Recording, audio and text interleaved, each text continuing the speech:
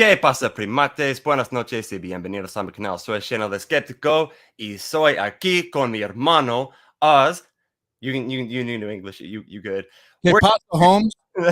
We're here tonight, just doing a fucking open mic night. And I actually went and saw that I'm not the only one doing an open mic night. So fuck everybody else who had the same idea that I have for having that idea. Yeah. Fuck them. Seriously, bunch of fucking assholes doing open mics, not even having a goddamn idea of what you're going to talk about when you start the stream. Who the fuck do you think you are? Me? God damn it, no. Who the fuck you think you is? Ain't that some shit, man? Fucking people having my ideas, like fucking. God damn it. All right, well, whatever. Anyway, how you been, Oz?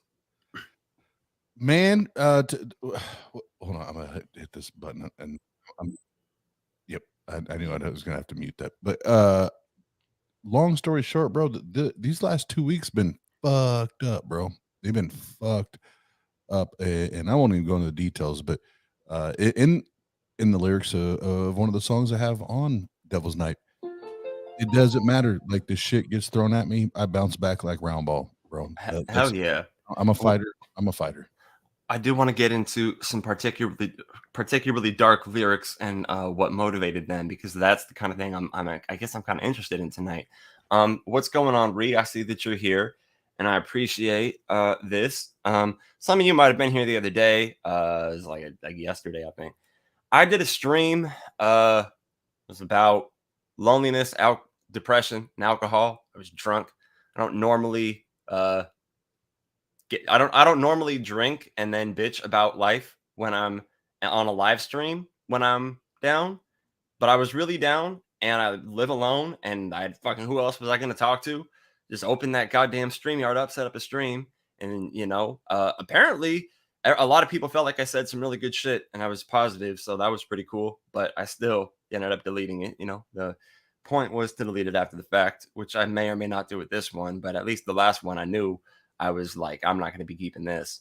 But yeah, no, to answer your question though, still fucking lonely and depressed and dark, fucking shit. A lot of shit sucks. I see a lot of horrible shit in the world. And the fucking life is depressing, but I do like charity work and stuff now, which has its pros and cons. The only cons really are that it reminds you of how fucking bad a lot of people have it. You see, like I'll watch like stuff about third world countries, and I mean, I've been to some darker places in Guatemala, and I've seen the way other people live and everything, but yeah, so sometimes I just kind of obsess about how bad other people have it, and fucking that's also part of life. But I don't know, at least I'm not drunk right now. I don't drink too often. Hey, I'm Oz, I think you're muted. Check. Yep, check. There we go. Well, I was going to say that I was thinking about this over the last 2 or 3 weeks, because I won't go into the details yet, because I'm waiting for myself to be in the right place to share it all. But the last 2 or 3 weeks been like probably the most fucked up 3 weeks that I've had in years. And one thing that hit me. And I was going, when it hit me, I actually pulled up my Google Drive, and I was going through notes from books that I'd read a few years ago that had nothing to do with Christianity, had nothing to do with religion. Yeah. Just notes, right? And I shared this the other night, but I'll say it again now. Do not hear what I'm not saying. when I share this, because the Bible shares a similar sentiment to what I'm getting ready to say. But remember, the Bible attaches like hell and eternal damnation and burning and all that to this Right. idea, right? But and I was talking to Jen about this yesterday and today. We're this little dot in this universe, right? Right. We're this little dot. As much as we want to think we can control and determine what's going to happen to us, we have very little sway or influence. The only fucking thing we can do is the best that we can do. Yeah. And give the best effort at this thing we call life, this thing we call reality. That's all we can do. In the meantime, life throws us shit sandwich after shit sandwich after shit sandwich. That it's, what do we do with it? But Right? then you also get a shit sundae, but instead of a cherry on top, you get shit on top. Yes, exactly. That is after the shit sandwiches. Absolutely. You're gonna have dessert, right? But there still has to be shit involved. Yeah. And no, I because all that's all that's real. And the only thing we can possibly try to do is say, okay, how do we learn from this? And next time do better than we did this time. And even though we still are just this little speck in this universe, that we tried to learn, we try to do better the next time and take away something from it and get better the next time we have to eat the shit sandwich, right? And the reason I talked about the Bible is because Christians would love to say, well, you're talking about, well, problems bring perseverance, and perseverance hope, and that's how we rely upon the Lord. No, that's just life, motherfuckers. Right. Life is just going to throw you shit, whether you read that book or not. Life is going to throw you shit. Well, Christians see something that they can connect to Christianity or the Bible everywhere they look. You know, that it'll be like, oh, you said something about trees. Well, there's this passage in the Bible where there's trees. So really what you're saying is the same thing. And you're like, nah, it's really not, though. I'm not making the same point about the same kind of tree. Trees are just a part of this story. They have something in common. It doesn't make them the same event or the same story. Very different characters, very different point of the story. And so yeah, no, you're right about that. And while I don't disagree with anything that you said, I'm actually with you on it.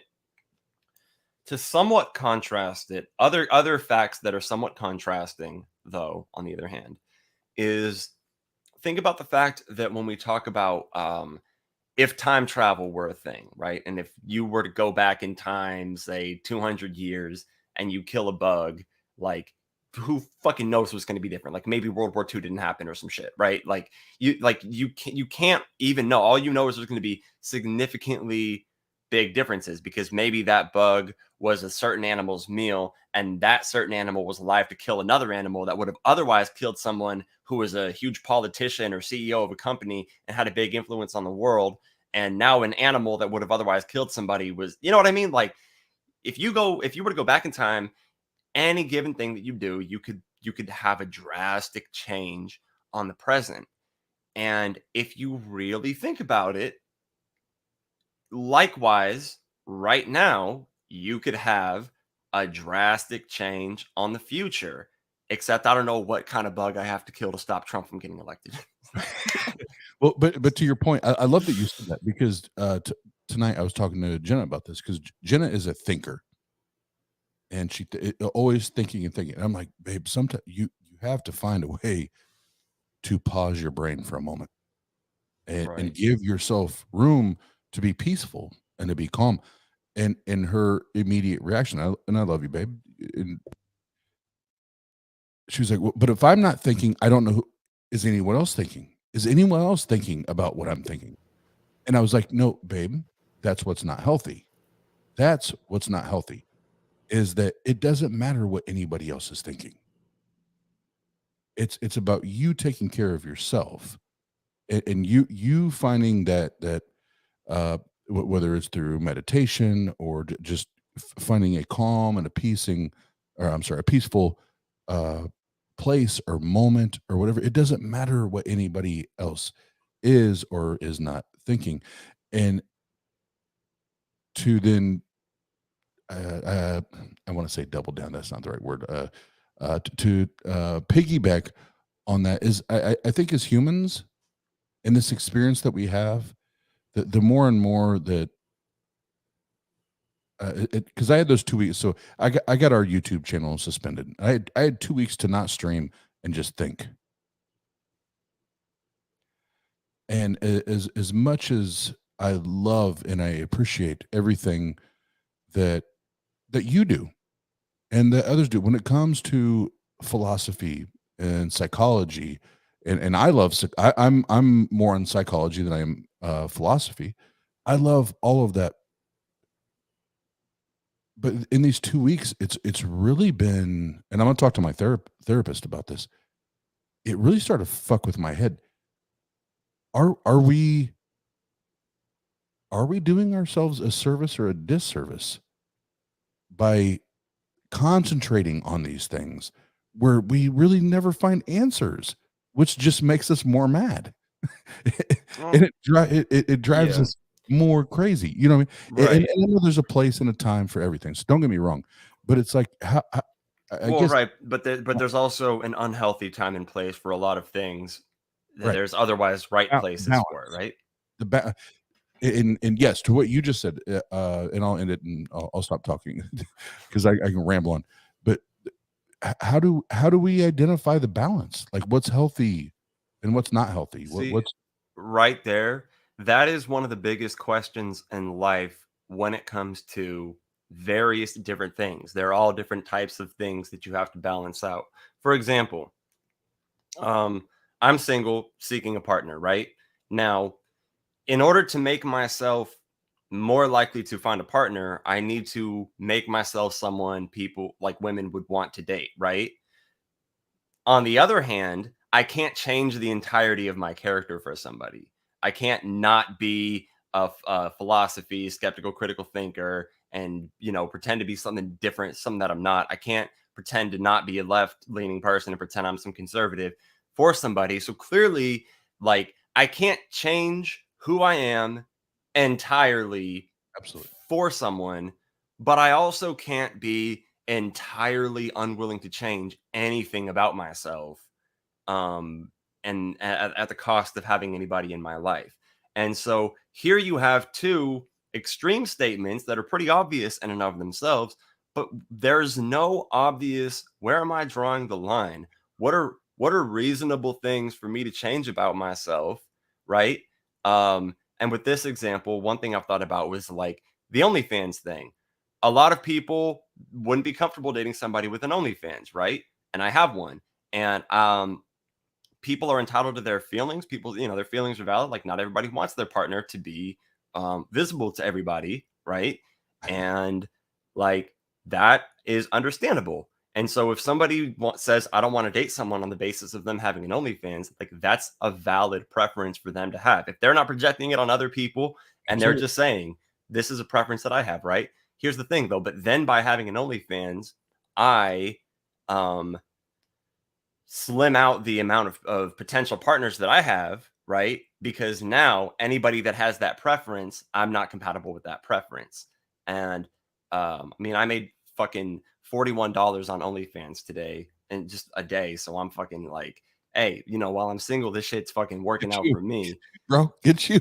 What are these women and like that are actually hot looking like what are they making? Because if I make, you know what I mean? Well, Like I'm not trying to like insult myself. I'm not saying I'm hideous or anything like that, but like I'm making that much in a day. Like what are some of these good looking people making? I'm not gonna lie. Well, and well, we've already talked about it. And obviously, because until very, very recently, I had no idea Biddy was getting ready to launch hers, and Yep, she posted her first one today. she messaged me. She was like, "Hey, can I get some Tang love on this?" And I was like, "Oh, little sis, yeah." But again, like it was a very incremental amount of time before I even knew she was doing it. I'm like, well, hell yeah, you're a little sis. Of course, I'm gonna promote you. Yeah. But what she didn't know, and I put it, somebody had made a response or retweet, or I don't even know. I suck at Twitter, but a comment on it, and I was like, well, what y'all don't know is Jen and I already have a OnlyFans page all the way set up and ready to go. It's just not launched yet. Right. When she moves here, right, and that's one of the things we talked about, because she was afraid that I wouldn't be down, and I was like, well, no, not only am I down, like I'll be a participant, I'll be a photographer. Yeah. Like, what do you need me? Right. What Right. do you need me to do Right. to endorse this this endeavor? You know, so and I think that's the thing is sometimes it's a it is it's just a time thing, because remember, Shane, I've been through 2 marriages Yeah. and how many other relationships, and I've just now at 41 met the woman that we literally sync on 90. I'll say, I'll even be generous and say 95% of the things in life we connect on. And it's like, no, I got you. Oh, I got you. I got you. But Right. I'm 41 fucking years old. Yeah. No, like, and it be like that. And well, there's another thing about like dating and like patience is like it's not implausible to me that at some point in my life somebody that I'm interested will mutually be interested in me and something could happen. It's just that at the rate that I'm going, like that shit ain't gonna be any fucking time soon. It is what it feels like anyway. Like, and then I'm wondering, like, okay, like, and this is, when I'm in my really dark places and I'm feeling suicidal, I'm like, okay, I'm 24 right now, right? Let's say I fall in love with an amazing fucking partner when I'm 35, right? And the peak of our relationship is when we're in our late 30s and 40s. Okay. Like, do I want to sit through 11 more years of like what I got going? You know what I mean? Like, that's the other thing where I feel like, even if it's like there's light at the end of the tunnel, okay, but how bright's the light and how long is the fucking tunnel is sometimes where I feel with that. And my bad, that got dark.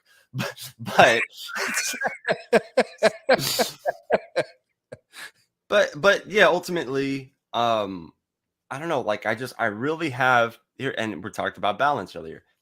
I really have authenticity as a that's an important trait for me. I like to be authentic. When I went to the fucking cult meeting a long time ago, I didn't pretend to believe in their shit. I, tried to refrain from talking about being an atheist at first, so I didn't give myself away. But I told myself I wasn't gonna lie about it.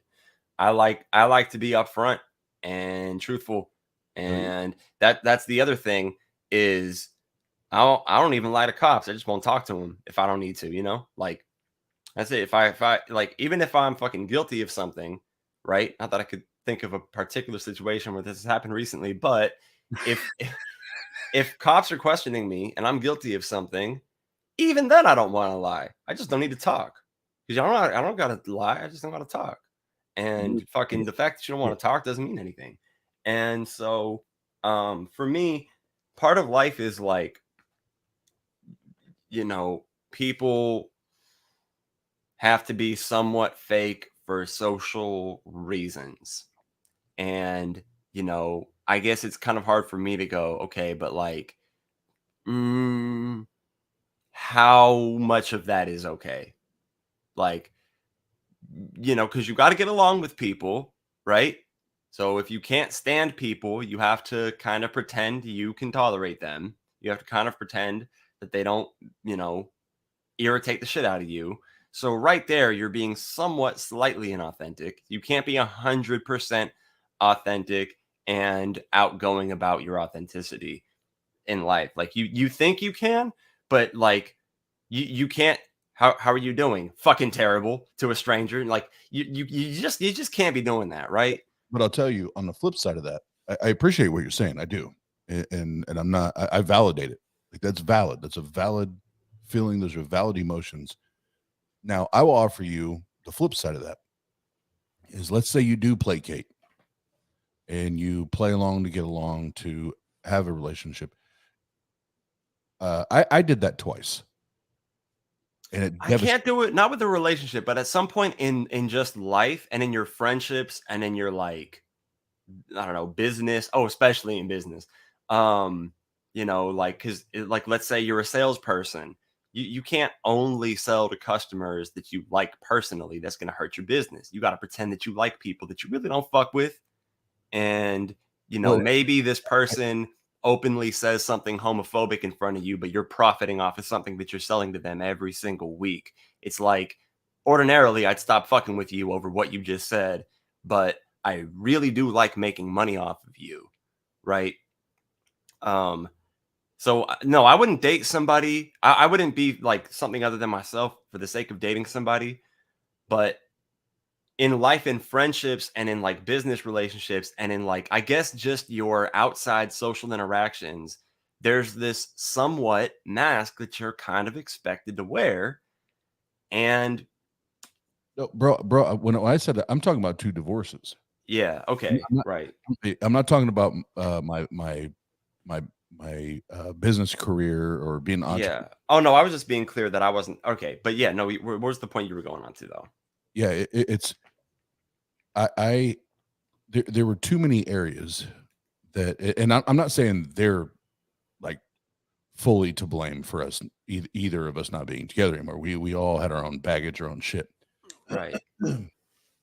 But I look at who I am right now today versus what I had to pretend to be at times, Yeah. and the kind of the best analogy that I've so far came up with is I had to create this poster for Yeah. them to look at. Like that, this is the poster that you want to see. Yeah. Because if you really see me, you don't love me. You don't like me. You're in love with this poster, right? Right. This image that's been put in front of you. And then, think their God, think the universe, think whatever. I've met Jenna that actually has walked through all of, not all, uh, uh, to to about the heights of the hills that you can go as far as seeing the true authentic Oz is, with mental health, mental, the anguish Yeah. comes with the mental illness and the ups and downs, and she doesn't give a fuck about the poster. They did. Right. They did. They bought into the poster. Right. She never even got to see the poster. She just got to see this is the fucked up Oz. Yeah. No, I get that. And then, it's kind of a tricky situation though, because then at the same time, like if you wear a poster and you kind of have to at some point, and especially if you're going through certain mental health things, right? Um, but then if somebody falls in love with this poster upon getting to know you and hanging out with you, right? There comes like some point where you gotta let them know what the poster is and isn't. Exactly. And that's where a lot of us, fuck up is all right, here's this version of me that reeled you in, right? And then um here's the fucking reality of how dark my mind is now. And it's like, whoa, fuck, you were, I don't know, pretty optimistic and different before. You were pretty kind before. Now you're talking about how much you fucking hate people. Like, you know what I mean? Like, there's a degree to which you're like, you know, so I guess for me, of the two extremes, lean toward the authentic one than the masking and postering for society one. Like find a balance, but lean definitely toward the one where you're being just real. Um I, I, and I'll yeah, double down. I won't even say lean. I won't even say lean. I'll double down. Be the most authentic, the most transparent, the most vulnerable version of yourself that you can be to that person, whomever it is. right. 'Cause if they cannot, and I'll say it again, if they cannot love you and appreciate you for who the fuck you are, the way the fuck you are and how you operate and how you approach life, that's Right. not the one, bro. That's not the Oh one. yeah, and my brain is in kind of two conversations about the same topic right now. One is about, we're talking about finding balance, leaning between these two things, the authenticity and the poster, right? With the relationship area, yeah, I'm with you. Not even lean, be the entirety, the extreme of it. But then with like your friendships and your like social life, you go out and all that, that's where it's a little bit more tricky. But still, there lean on always being authentic. But other things in life that are about finding balance between. I'm gonna point out, I don't know where the fuck is this, the one right here? I got a goddamn uh that's a goddamn epistemology book. Never mind, stupid ass. Oh, here we go. My bad. The fucking Nicomachean Ethics, my guy. And this is what I'm gonna tell you. This is, and I know there's not always a time and place for philosophy, right? But there's different types of philosophy, and I feel like, okay, if you look at this on Wikipedia, what it says this is a political science book, and it's not that they're wrong about that, but what this book contains, I'm gonna be straight up with you, is like straight wisdom, just about life, getting by, figuring out meaning, that kind of shit. This book is wisdom. And when you think, and then this book reminded me of the fact, just like, oh yeah, the word philosophy meant originally the love of wisdom. So like this kind of thing makes sense, Mm, right? yeah, yeah. And you have, like the virtues and vices, and the virtues normally lie between two vices. And so in this book, it'll go over many different things where it's like, here are two vices, and you find the virtue which lies somewhere between them. And of course, some people might be tempted to say, oh, middle ground fallacy. No, middle ground fallacy is the assertion that something is necessarily directly in the middle between two extremes. And that's not what's being said here. Is, there's prudence and what would be the opposite of prudence? Um, I'm just gonna go with indulgence, right? You want to find a healthy balance for you between those two things. How much of a prude do you want to be, and how much of an indulger do you want to be? Well, like, surely you don't want to indulge in every pleasure that you have every opportunity to. Oh, here's an opportunity for sex, but you're cheating on somebody, right? Like, or it's an unsafe situation with a prostitute or something. But you don't want to be a prude either and live a purity culture life and never have sex with anybody or be a fucking nun or something like that, right? And so the virtue in many areas of life lies between two vices. And with many different things, uh like money is a fucking important part of life. But if you only care about money, you are missing out on like the fucking human experience. Like there's other shit to worry about than just your money. And so yeah, I don't know. I would get into this about that to talk about fucking life. But yeah, um and then Nietzsche, if you want to just be fucking real, but Nietzsche will not make you, if you're depressed and you read Nietzsche, I will tell you, you are not bringing yourself out of depression. But there's something so like reading like a pessimistic kind of nihilist writing while you're depressed. Like it's just like listening to good music where you're like, this shit goes hard. You know what I mean? Like that's how I feel when I read Nietzsche. I'm like, oh man, that fucking pessimistic negative shit you said, you hit the nail on the head. That's some fucking fire. Reading some fucking Nietzsche. That's how I feel. Speaking of dark shit, poetry, lyrics, if you will, let's talk about this music. You got a fucking album. Tell us Uh, what that album is called that you just dropped. Devil's Night. Noche del Diablo.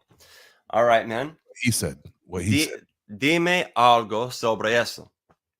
Tell me something about that. Tell me something about let's talk. You know what? I'm just gonna be blunt here. What is the darkest, as far as like most related to depression? Just most depressing song that you have on that album. What's the title of that song called? There's two. There's two. Can't pick between these two. Okay.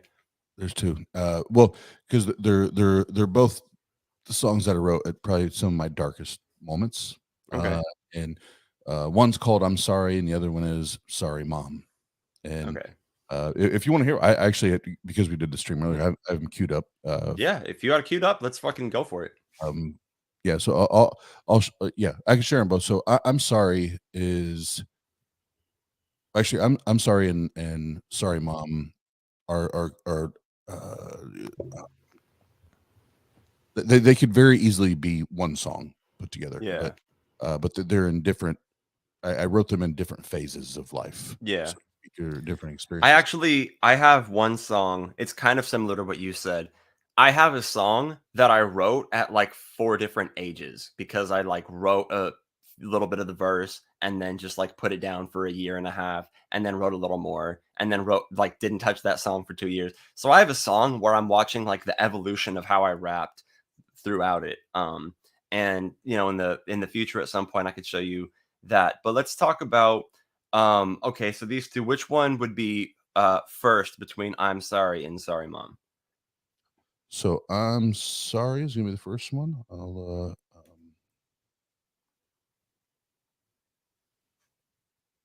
got it here. I just gotta make sure my machineries are queued up here. I felt bad like a few weeks ago. I was with a friend and you know we drank a bunch, made it back here, kept drinking, and I was listening to, you know, when you cry when you hear a song that like resonates with you. That happened, but it was in Spanish, and he doesn't speak Spanish. It was just kind of awkward. Like I was crying in Spanish, basically. He didn't know what anything was going on. Like, I would have felt the same way. Like no comprende, señor. well, like I feel bad for you, but I don't know what you're relating to right now. I don't know. I don't like if you heard somebody listen to the fucking 1-800 song by Logic, you know, you would know exactly what they were going through when their response to hearing that was crying, which mine was the first time. And fucking but yeah, no, for his perspective, he's just like no comprendo. No comprende, señor. Yeah. But if anybody speaks Spanish, if you listen to Bad Bunny, it was Te deseo lo mejor. It was the song.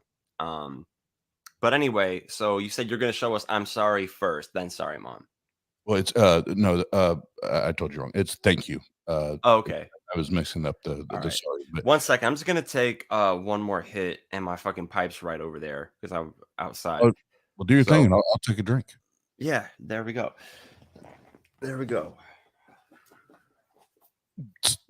I didn't hit mute, so if I talk shit, everybody can hear me. Cool. Oh, you know what? Oh, I can't fucking see my soundboard. It's too dark.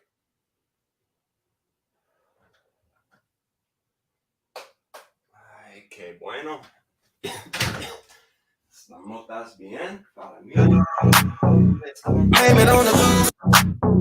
Blame it on the loose. Got you feeling loose. Blame it on the loose. Got you feeling loose. Blame it on the alcohol. Oh, little Tang Gang. All right. There we go. Hell yeah. Fucking dude, one thing I like about when it gets super cold, I'll leave my fucking pipe on my balcony, and then the pipe gets like super cold, and it's like easier to smoke weed because it like cools the smoke down. It's fucking it is dope. So I'm all about it. Tengo mucho mota aquí, entonces puedo fumar. Sí, señor. No habla. But no. Habari za jioni na furaha kukutana na wewe. Jina lako ni nani? That was Swahili. Swahili. All right, yeah. So the first one is Thank You. So I'll play this one. There's actually 3. Can I do 3? Can I do 3? You cool? Go for it. Yep. All right. So, and I'll pause in between, but the first one's Thank You, in order. But we'll start with that.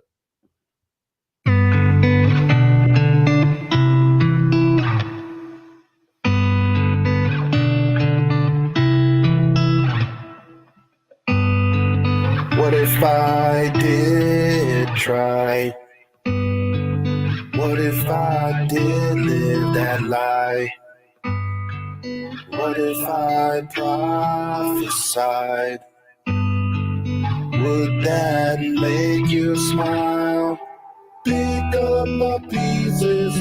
What are the reasons you left me standing alone?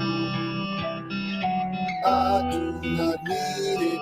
I don't believe it. So you turn and leave me alone.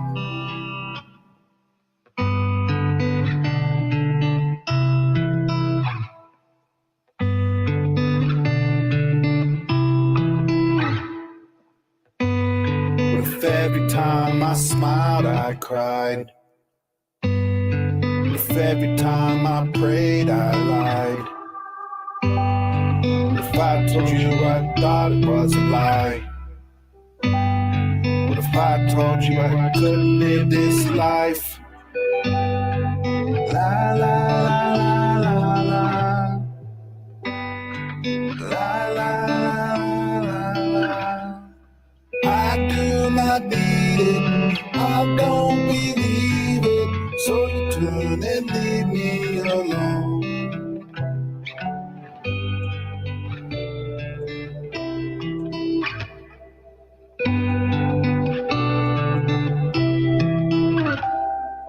I don't believe it. So you turn and leave me alone. I don't need it. So you turn and leave me alone. I don't believe it.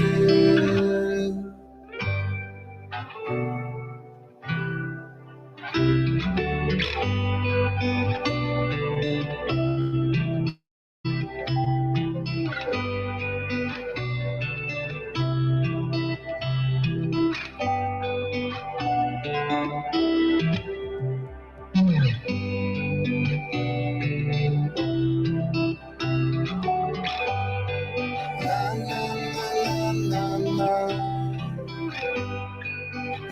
la la la la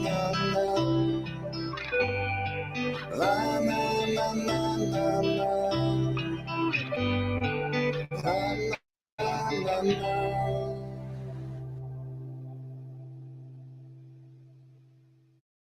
Yo, that was a fucking banger. That was crazy. I'm gonna put my own fucking comment up because I could do that. I want to smoke a blunt at a lake and play this on my speaker while I drink straight from a liquor bottle. Like a song's good when I decided I wasn't gonna drink tonight and take little break, but like the song just would go so good with a drink. You know what I mean? Like I'm just like fuck because it's like it's emotional. It fucking works. And it's also the theme is similar to the lyrics, at least the style, the chorus of the previous one that you showed me on a live stream that you did, um, where you were addressing someone directly, but leaving enough vagueness in the writing that it was attributable to more than one person.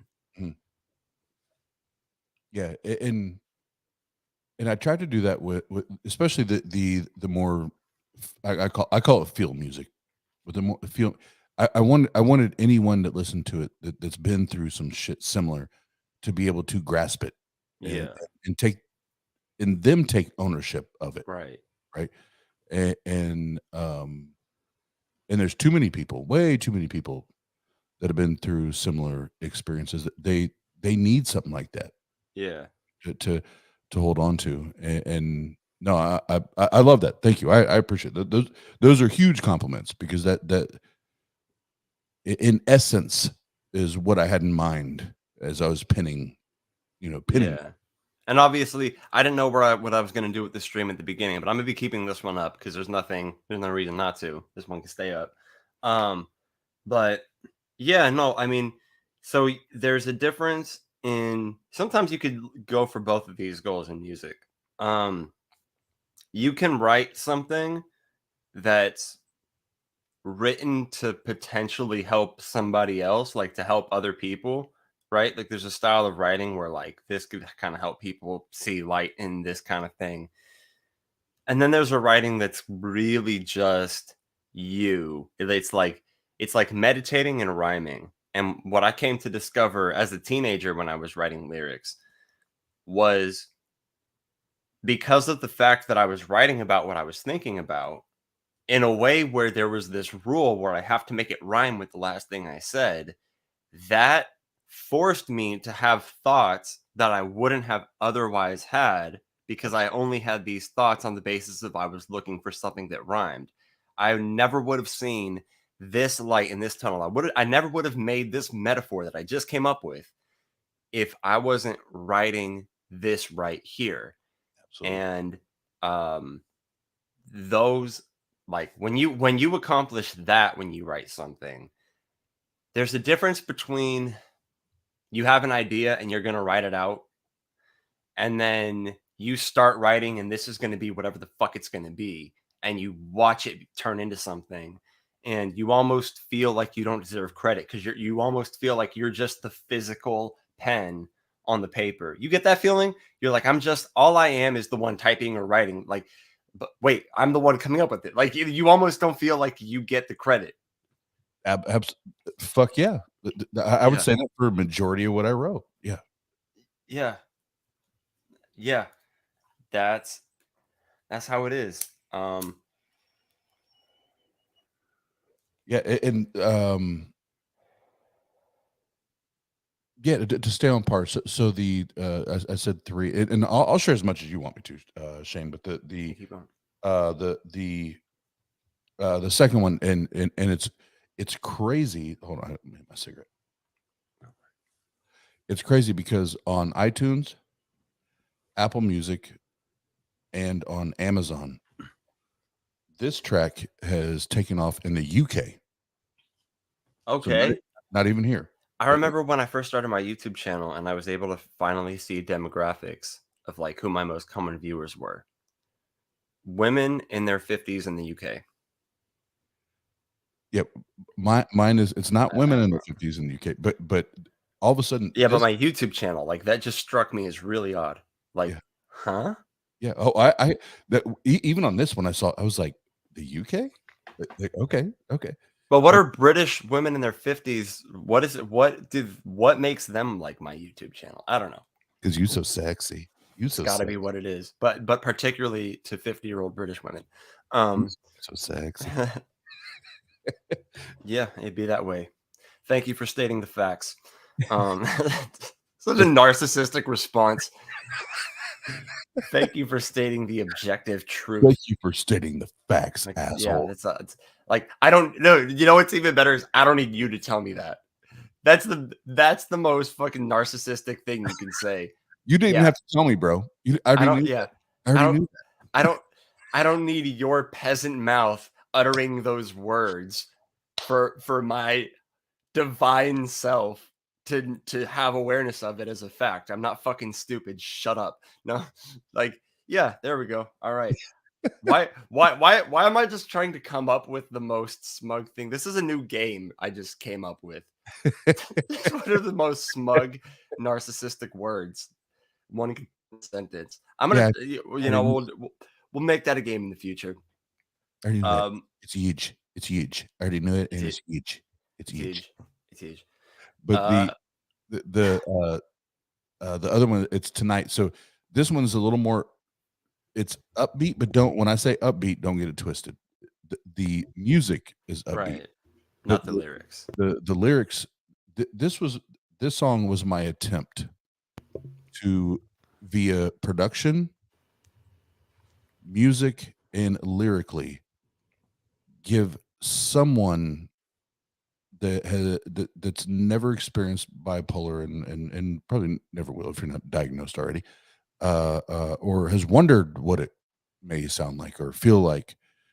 This was my attempt to encapsulate it in one song, and I know that's impossible, but that was my attempt, was to try to show that or demonstrate that. So it's called Tonight, because if you're bipolar, you know exactly what, especially bipolar 1, you know exactly what I'm fucking talking about right now.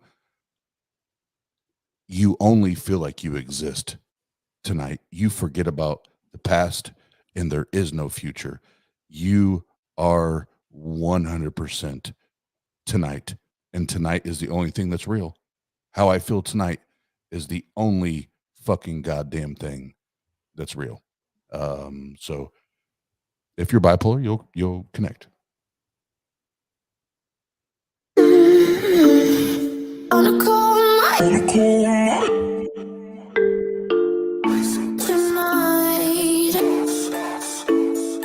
on a cold night tonight.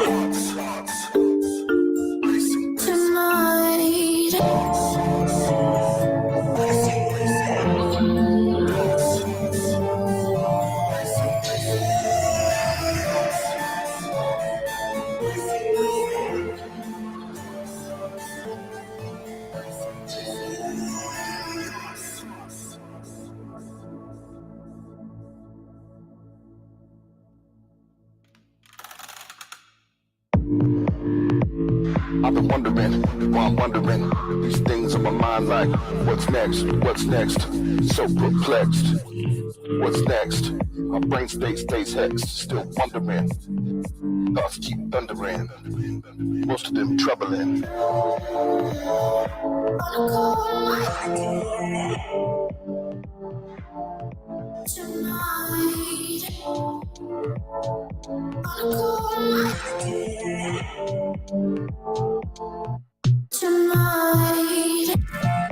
Why am I struggling? Why am I mumbling, stumbling, fumbling around for these words I can't speak? How can I be heard? Gifted or cursed, shit from my goddamn nerves. Fuck it though, it feels like buffalo. Think it's weak, this is my muscle though. Do you really want to tussle, bro?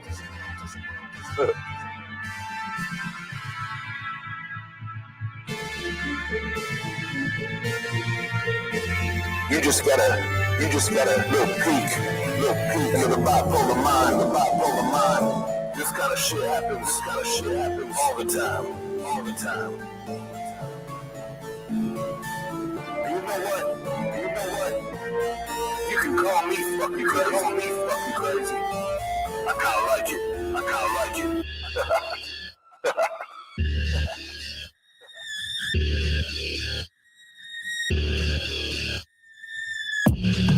You can call me crazy. I kinda like it. Superhuman powers. Yeah, you can call me crazy. I kinda like it. Superhuman powers. Yeah.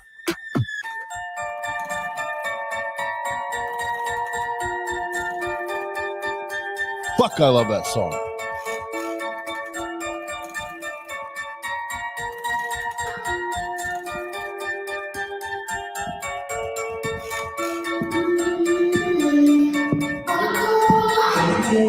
On a cold night tonight.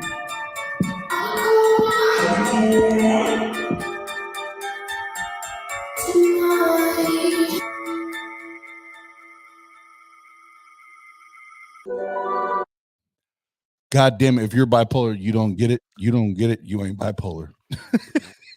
Well, no, I like that you captured the mood swings within the lyrics, so it went from one way of thinking and one mood to the next, so that the listener could hear it. So you got what you were going for, man. I picked up on the goal, and it was accomplished within it.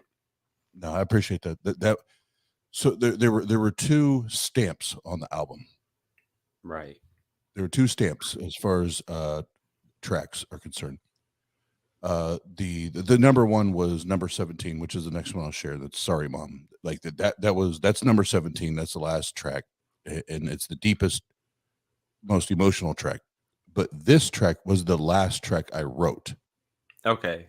And so as far as completing the album, as far as writing, that was I remember I called Jenna, and I was like, that was it. I just wrote the last one. That was the stamp. That was it. Right. And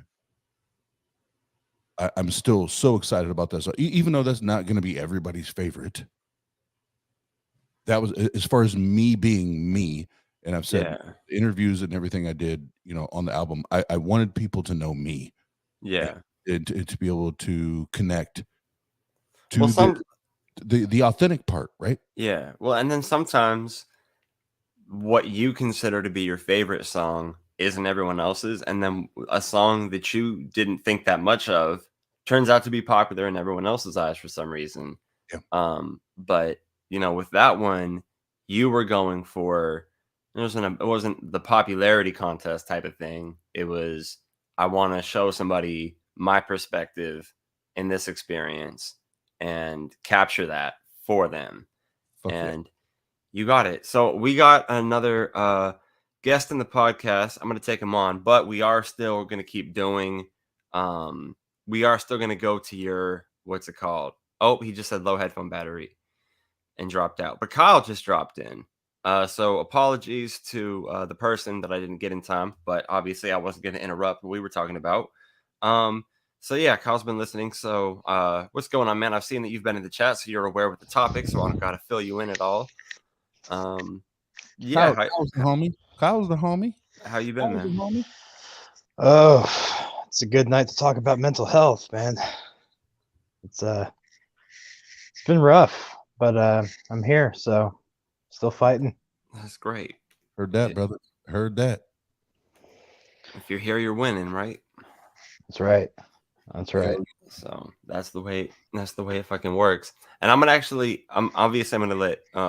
listen to Oz's other song first, but without pulling up a beat or anything, I'm gonna show you some lyrics to another song that I wrote. Of course, you guys have already heard the song that I put out called Suicidal Timing. Mhm. But there's actually another song that I wrote about suicide that I haven't recorded or anything, that I'll show you guys just on the acapella here tonight. But after of course we listen to Oz's next track. What was the next one called? So this is this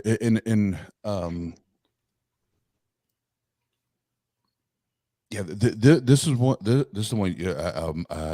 I'm starting to stutter because this is the most emotional track on the song for me. This is the one. These are not all, but a lot of the questions that I wish I would have asked my mom before she passed last year. Her Okay. being an evangelical Christian, now me atheist, and there's a lot of conversations that I didn't get to have that now I wish I would have had. And there's no way I was not going to record this album and not get this off my chest, Right. not do this. So it's number 17. It's the last track on the album. It's called Sorry, Mom.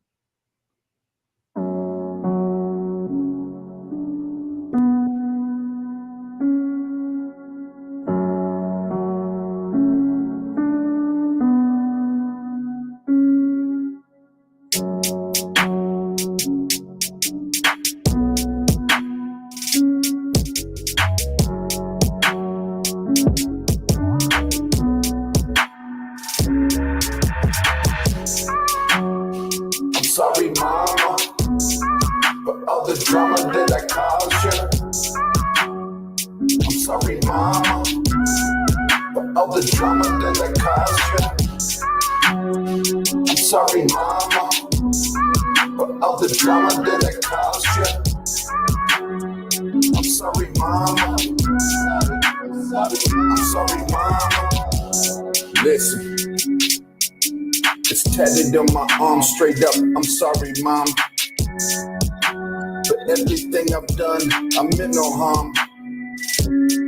But now when I flip the book back and look back, all these flashbacks.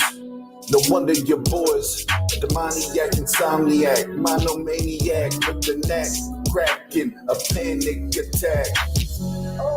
This abusing that you're accusing, guess what? You're included.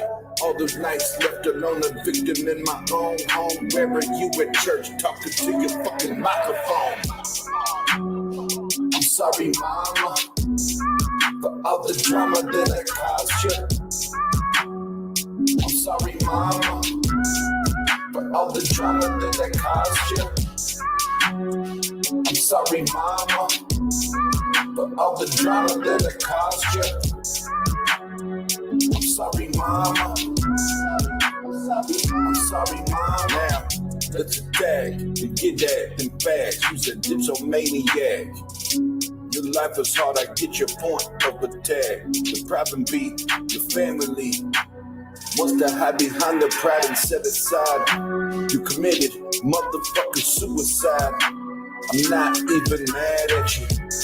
After you, I feel the same way when I've had a few.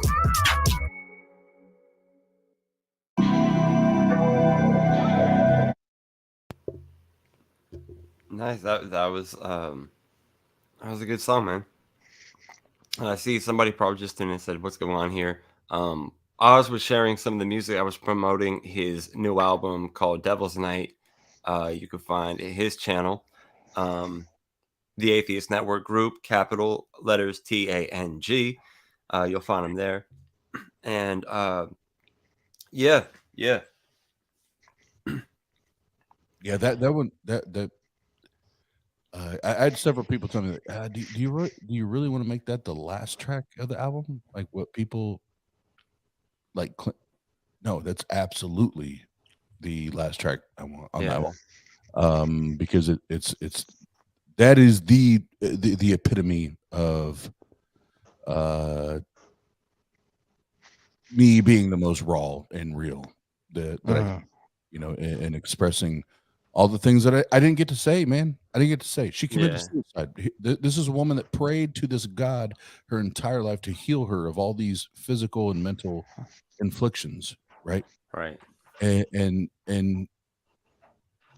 at certain periods, like disowned me and left me behind. Yeah, of course, that's how I'm going to end the album. Right. Of course, that's how that's the stamp. Yeah. Well, good for you for getting your expression out there through your music and giving people something to learn and extrapolate from and relate to that have been through the same thing, while also in the same sense going through your own process and writing it, right?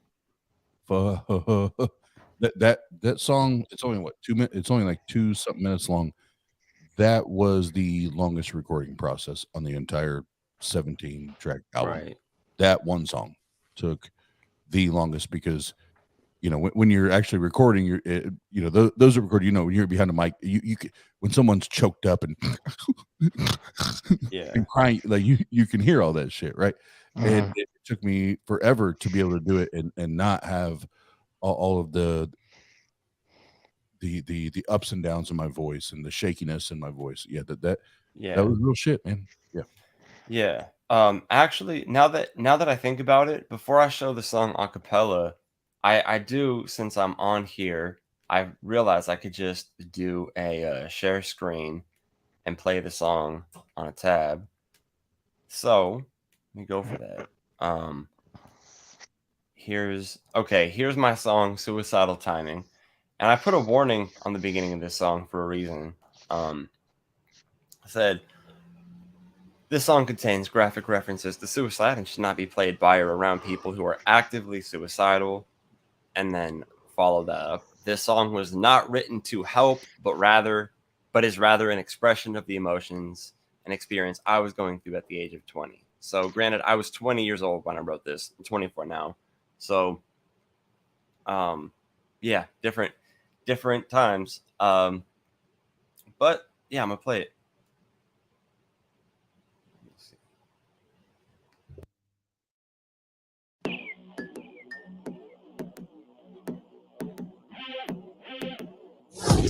It's about that time of night, feeling like I don't want to be alive. I've been ready for a while and it feels like I finally might go commit suicide. And the note is written, it's just one line, not even explaining why. It just says, excuse the mess, guess I got too impatient to find and live. I guess I did it out of impulse, my poor dog staring at my dead corpse. Fuck, what was I thinking? I just killed him cause now I can't feed him. Rewind, still alive, and I give my dog to my mom. Wait, but I love that woman and if I kill myself, then I'll be murdering her son. But it ain't that I don't give a fuck. I just feel like jumping cause the pain's too much. Took a new to a cliff and I look down. Jumped in the pain and everything is numb. As I fall, I regret it and feel so dumb. Eyes open in bed and I think, oh fuck. Not this shit again, man, I thought I'd jump. Tried to kill myself, but I was dreaming, so I just woke up. But I got a lot of lines of lean, so if I drink 16, then I gotta OD. People die of 10, that's a lot of codeine. Won't handle that, cause I'm not a dope fiend. Bubble gut fine, what the fuck is with me? Can't even die, can't do anything right. I just keep failing at taking my life. Heal from the pain that I caused and surviving. I don't wanna be alive, I should've died, man. I put a rope on my neck and I tied it. I felt the heat in my face like I'm violent. Kicked that chair underneath me, then finally things went silent. And that's what it is. Damn. So, hold on, shit. I like those fucking trap playlists that play fucking little cartoons. Let me see. That's the one I wanted to remove. But yeah, so you'll notice in that song, okay, so the part where I said, but I got a lot of lines of lean, and if I drink 16, then I've got to OD. I actually tried to kill myself by overdosing on codeine when I was like 19. So that was a reference to that. And when I had actually when I did it, I actually wrote a suicide note, but I didn't write like, this is what I'm going through, here's how I'm feeling. What I wrote was, please excuse the mess. Please excuse the mess. Those are the 4 words that I wrote on my note. And I remember, you know, so if I drink 16, then I've got to OD. A line is an ounce, so I drank 16 ounces of codeine. The idea is, like, I've heard of people overdosing off of like 12. So like 10 or 12 causes people to overdose. Like 16 ought to do it, you know? And so I remember that moment of like leaning over. You know, they call it lean. You drink it and you lean, right? And I remember thinking, like, this is the last time I'm going to lean over. Like, that was the last time I was going to be sitting up straight, you know? And, like, then I woke up and fucking, I didn't have to, like, go to the hospital or anything. It was, like, for a while, just nobody ever knew that I did that. Like, it was just fucking, like, that was it. It was just like, okay, you know? But then that's where I wrote, but woke up fine. What the fuck is with me? Can't even die. Can't do anything right. I just keep failing at taking my life. Guilt from the pain that I've caused and surviving. I don't want to be alive. I should have died, man. And then this is the part where I get back to fantasy. I put a rope on my neck and I tied it. I felt the heat in my face like I'm violent. Kicked the chair underneath me. Then finally things went silent. And then ended it at that. Because I still felt suicidal when I wrote it. And so left the song off there. And I remember somebody was like, and then what? Like, why are you gonna, like, I was like, no, then that's but it's not an in what, it's not an in what. So I want to, because you've shared that song with me. Number one, first of all, just artistically, I fucking love the beat. But what you were saying, and again, the way you ended it, it's not always about the listener figuring out where you were at and where you're going with it. So sometimes that's let them have that cliffhanger. Yeah. Right? But for the one writing it, whether you were a multi-platinum selling artist or you've never sold a goddamn album in your life, or you paint pictures or you draw or whatever it is, that outlet, that was that for you right then and there. And I know Kyle and I have talked about that. That was it for him right then and right there. That's been Yeah. that for me right then and there, where it doesn't matter if other people like it. Cool, fucking rock Exactly. on. And that's why I wrote that at the beginning. Like, this isn't meant to help you anybody. Yeah, Like, I'm in writing it, I'm by myself, but like, this song is not me trying to give you something to get through your depression. This is not me trying to help you get through your suicidal thoughts. This is my expression of what I'm going through, and that's what it was. And I just wrote it that way. And I have a lot of music that I wrote, and I just I know all the lyrics to. I have memorized, and I've showed people when we hang out. So some people who know me are like, "Oh, he can rap," But like, yeah, no, I need to get onto making music again. Yeah, But yeah, I've actually released a couple things myself on my other YouTube channel. what's that channel Um, called? That would be KB Beats, KB Beats, and then all is one there, word. okay, but is it KB and then like that B is Beats, or is it just like KB Beats? So there's two B's, right? There's two B's. Okay, that's what I figured. Okay, cool. Yeah.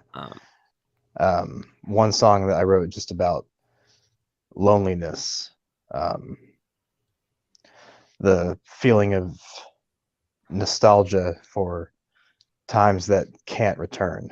yeah, that's a tough feeling. I did like a few days ago. I've looked at pictures of me and someone that's not in my life anymore, and that's for the healthiest. But like, I had a time in my life where I was really happy, and Yeah, times like that could come again. But it's like, things are different right now. Loneliness and darkness is a thing that I'm seeing a lot of, and seeing a lot of. I am dark and lonely. Anyway, anyway, nah, but yeah, no, so I'm sorry, you were talking about, yeah, that nostalgia feeling, as well. How many songs have you released so far? between YouTube and my SoundCloud, like 8 or 9, maybe. Okay. Well, if you want to put links to them in the fucking live chat, they'll be there, and the live chat will stay. Right on. I appreciate So, it. or if you want to put it in comments after the fact, it'll be easier for people to see if they go back to the stream. Yeah, Whatever I you think I'll want to do do, that. but yeah, not you. But yeah, no, feel free to like plug your shit here though. But all right, I'll show you guys the lyrics to one of my other ones though. Right on. Okay. So, I don't even know that I remember the title of this one, but it's like this. I've been chilling out lately, telling myself stay alone for safety, but now it's dangerous, I think. I'm not meditating, I'm sitting here driving myself crazy, wasting my life letting too much time go, afraid of the fact that I'm suicidal. I better put the drink down, I know. Did therapy, I've tried to go, but I'm feeling stressed, I feel depressed, I'll smoke to feel the emptiness I feel in my chest, but I will admit, I feel like killing myself, so I get the strap I've been keeping in my belt, safety off, and I'll put it to my head, thinking I'm finally filling it with lead. Then all of a sudden my phone got a text. Now I'm not ready to do it just yet. And then the chorus goes,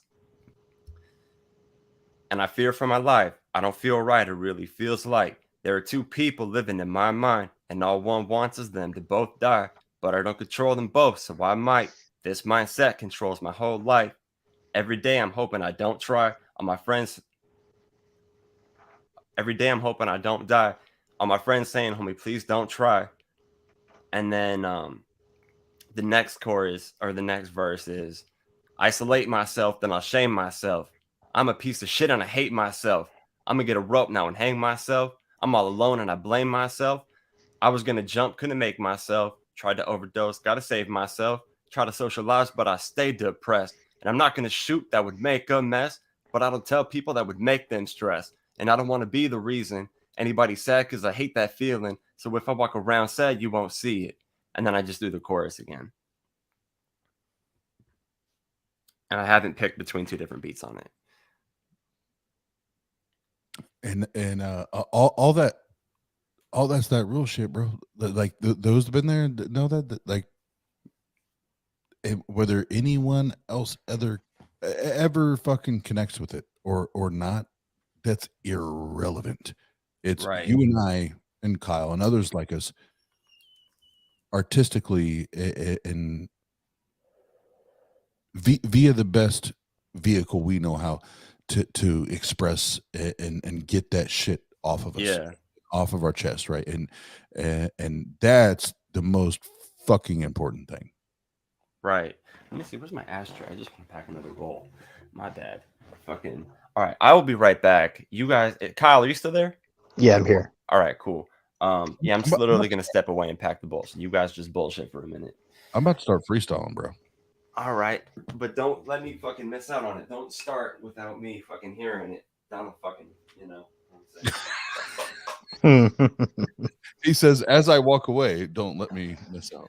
I'm gonna pour a little bit of coffee too, so I'm gonna take another second. Oh, he's pouring coffee too. Oh, goddamn. Yeah, I got more spoken word poetry. Oh, hit us with one while I pull up some beats. Hit us with one. All right, let me pull it up here. Got some fucked up thoughts I'm gonna tell you about. Screaming in my head, I can't get out. All I hear is shouts. Why I gotta face a world that don't give a fuck about me.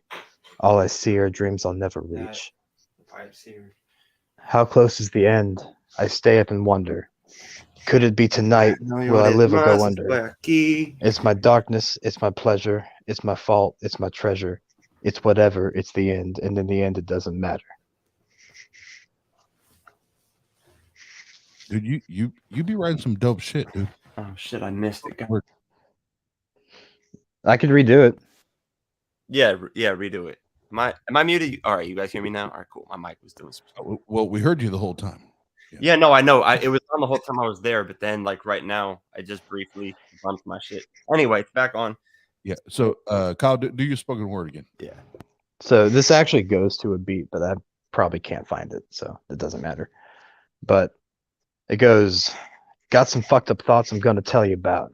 Screaming in my head, I can't get out. All I hear is shouts. Why I gotta face a world that don't give a fuck about me. All I see are dreams I'll never reach.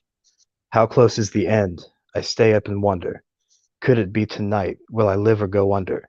It's my darkness, it's my pleasure, it's my fault, it's my treasure, it's whatever, it's the end, and in the end it doesn't matter.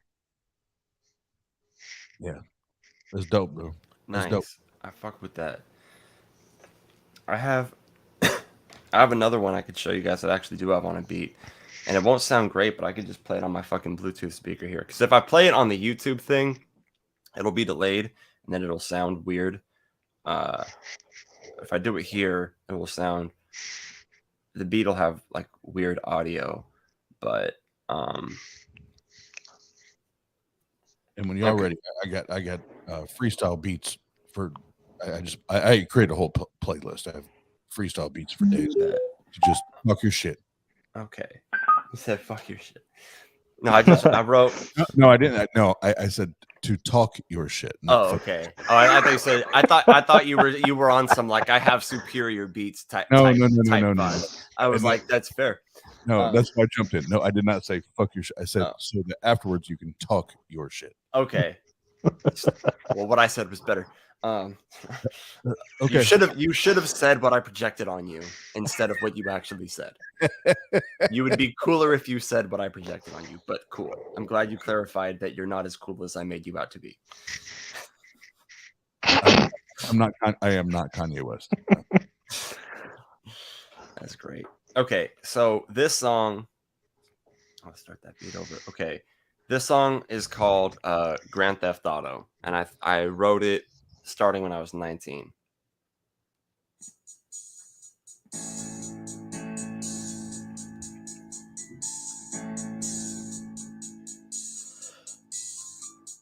Mad at a motherfucker, pissed off to the point where I'm grabbing my pistol, feeling like I'm needing more than a wristwatch. I gotta come up with something, I'm taking his stuff. I ain't gonna act like it ain't personal. I'ma say you lucky that you ain't in a hearse, fool. Believe me, it could really be worse, dude. And it will if you snitch, then I'll hurt you. So I lurk and I check that right out. Drive around and find my hideout. I'ma drop it off this spot, not my house. Watch this routine, get that time figured out. I'm coming up on that whip. I'm coming up on that whip. Hope no one gets in my way. I don't got time for that shit. And I'm not running, man, they might get killed. I don't wanna, but I got a finger on the trick.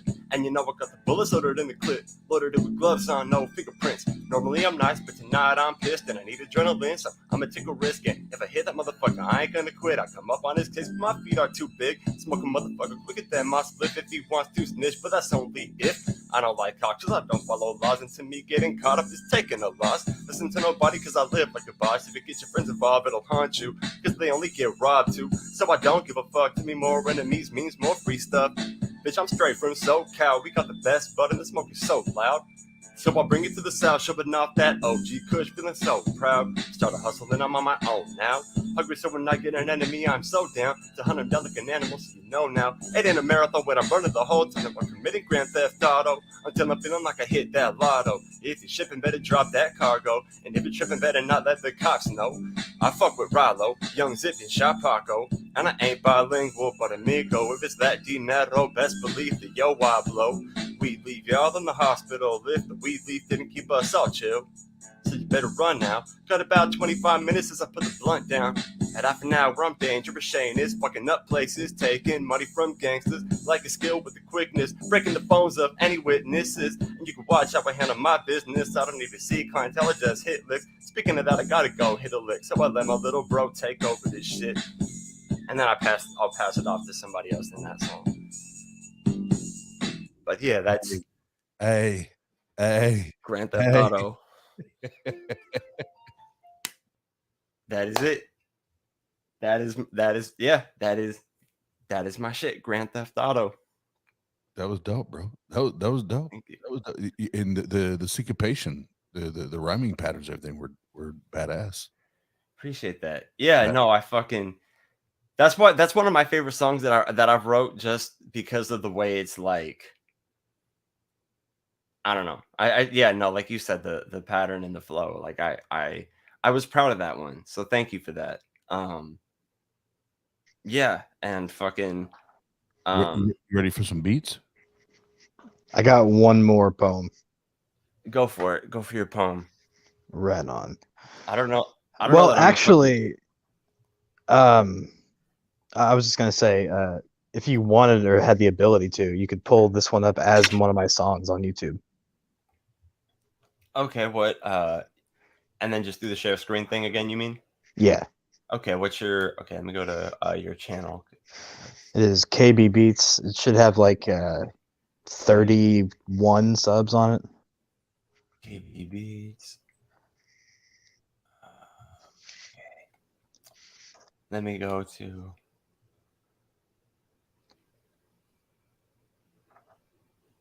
Here, I'll go. I could just share my screen now too, by the way. Okay. KB Beats. Canal.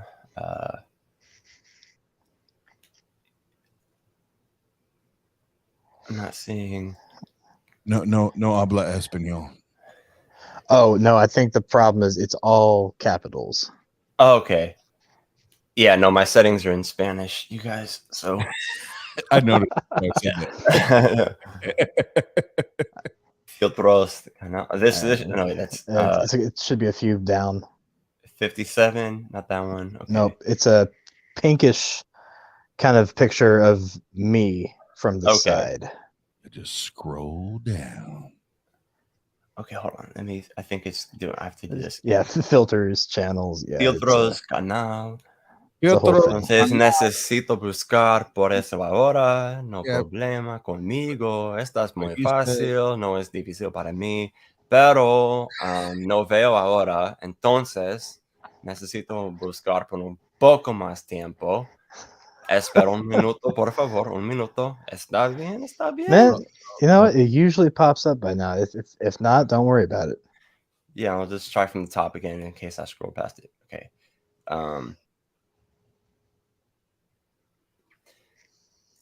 I think Kyle. I think you just go off the top, bro. I think you go off the top. All right, that's fine. Yeah, that's what. All right, It's what it, you've it, been it works have to as it works as spoken word anyway. Make that shit authentic. Make it Lo si- smoky. Make Lo it smoky. siento. All right, here we go. Creaky floors with broken boards, drafty as can be. A lonely candle lights my way, and what is it I should see? Dusty books in crooked nooks, so much time has passed. Fire flickers and shadows cast along an empty pass. Through the halls and echoed calls of memories now gone. Nights are spent in quiet, the days are long and drawn. A hell all to myself it seems, the mind was first to go. I don't know what time is left, but damn, I hope it slows. That's nice. You just reminded me. I have a fucking great ass poem, and I'm not gonna be able to fucking freestyle for shit. Well, No, I hold on. can't freestyle at all. That's an Oz thing, man. That's Come on, y'all. Come on, y'all. We talking about? No. Come on. there is a delay between your music Yeah. and my microphone, Yeah, and not it will doing sound like shit. Oh. Exactly. Yeah. Sounds Well, like- that's one reason. Sometimes that's the only reason, but for me, it's also that I don't feel like doing it either. But Okay. My mind just doesn't work that quickly. I can't think of Yeah. things like give me 20 minutes, I'll write you something. But- sometimes mine does, but not fucking today. But never. this is a poem that I wrote called the Early Bird, and I wrote this when I was 16. And this is bullshit. I got a C on this motherfucker, bro. Anyway, goddamn C. Okay, it was like this. The early bird, he got the worm. So I just ate that early bird. And as I ate him, took his work, because in him was the worm. You could say that I just cheat, or that I only steal, and you can fly and starve while I sit here and eat my meal. I'm frowned upon, but also full. To me, that's a good deal, because hate won't hurt me how I had to hurt to get my meal.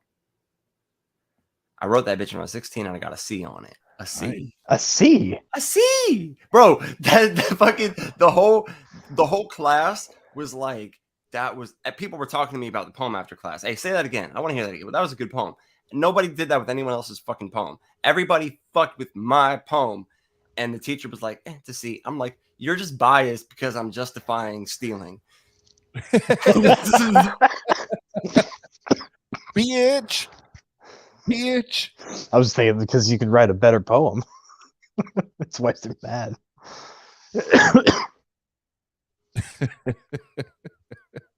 Like, I don't know. Just I get it, you know, but like it's a good poem. Like, Man, I didn't try hard in school at all in my poetry. I was in resource class. Do you guys know what that is? Yep. Yeah, and my teacher is it? was resource. It was for people who had like mental disabilities or learning okay. I was in a disabilities. behavior class for a while, so it's a similar thing. Yeah, definitely. Yeah. And my teacher was incredibly Christian. Mm. And Fun. yeah, the first thing they had us do first thing in the morning was try to write a poem, and I was like, I'm not doing this. So I took one of the verses from Through the Fire and Flames by Dragon Force Mm. and put that there because I'm like, she's never heard this. This is not her music, and I got an A. Hell yeah. Hell yeah. I thought about this recently. Bilingual people could plagiarize way better, because think about it. If you you could like steal some shit, right? From one language. I mean, granted, if it's poetry, things don't always rhyme the same way, but sometimes there are similar words that rhyme. And especially if it's not something like poetry, if you just have to write an essay, like let's say you have to write an essay, right? Like if you speak more than one language, you could plagiarize a lot more easily, right? You could Yep. learn something, read something in one language, and your teacher doesn't fucking speak that language, so they haven't read it, and you're just translating something else, and that's like fucking. So I should have, but unfortunately, I cheated in Spanish class, so I didn't learn Spanish when I was in high school. I mean, not that they taught great Spanish, but you know, they fucking teach super fucked up. I mean, it's just fucked up how long it takes for them to like teach anyone anything, and then they can't talk. And it's like, dude, I've been teaching myself Spanish for probably 5 months, and like people people who speak Spanish sometimes don't realize I'm not fluent until I tell them, because they talk to me and we can have conversations. And I literally have to tell them, oh, I don't know everything you just said. Like I literally just have to like, they're like, oh, okay, you don't speak fluently. Like I didn't realize that. And it's like other people. Okay, so here's what I think really shows you how fucked up the school's process is. I was talking to Shane Billowitz about Spanish and in Spanish, right? And at the time, I'd been learning Spanish for 2 weeks. And I said, he estado aprendiendo español por 2 semanas ahora. I've been learning Spanish for 2 weeks now. And he was really impressed because I said he estado, and that's like, you know, proper self past tense form. Now, like, pause, hold on. He estado means I've been. And he said, like, normally you don't learn that until like your 4th year. And I'm thinking, like, what the fuck are they doing that's making it take 4 years to teach you how to say I've been? Like, after 4 years, you're learning how to say I've been. It's just that it's a fucking thing you say. Either I've been to this place, I've been doing this. Like, it 4 years that and you know, like, okay. No comprende, senor. Yeah, well, my I don't know if I told you yet. I'm actually learning 3 languages now because I'm learning Japanese and Swahili, and my Spanish is actually at a point where I'm learning Japanese in Spanish, so that way I can learn one language and practice another at the same time. Holy shit! That's wicked smart. Like, I wouldn't know where to begin. Muchas palabras. Now, I do know a very small fraction of ancient Sumerian, so take that, motherfucker. There you go. Yeah, no, definitely. Let me know when you Thanks, meet a Dr. fucking ancient Josh. Sumerian somewhere. And you can ask them for directions to No, the fucking. But I use that to tell Christians you have no idea what you're talking about because I learned ancient Sumerian. Trumps all of your languages, bitches. I mean, I know fucking 2 words of Hebrew that I learned, or of ancient Hebrew that I learned from Biddy, and it's fucking served me in like a dozen conversations before. So, like, literally, because the fucking word Zahar and Yelid, I was like, okay, like I picked up on that immediately. Yelid is young, is like a young guy, and then Zahar is like a word for male, and that's why that apologetic doesn't work. Where some people try to say that Leviticus 20:13 isn't saying to kill gay people, that it's actually saying to kill pedophiles, because it's saying, you know, if a man lies with a boy, but you could show them if that was the case, it would say the word Zahar twice in the ancient Hebrew version, and it doesn't say Zahar and then Yelid. I'm sorry, it would say if a Zahar lies with a Yelid, that's what it would be structured as if it was talking about a pedophile. But it says Zahar and Zahar, so it was talking about homosexuality. So, like, you know, them's apologetics don't work. I'm gonna have to message you about that one because I was having an argument rather with somebody about that, and I could totally use that. Yeah, fucking just Biddy would be the best source on that. She's the one I learned it from. Okay.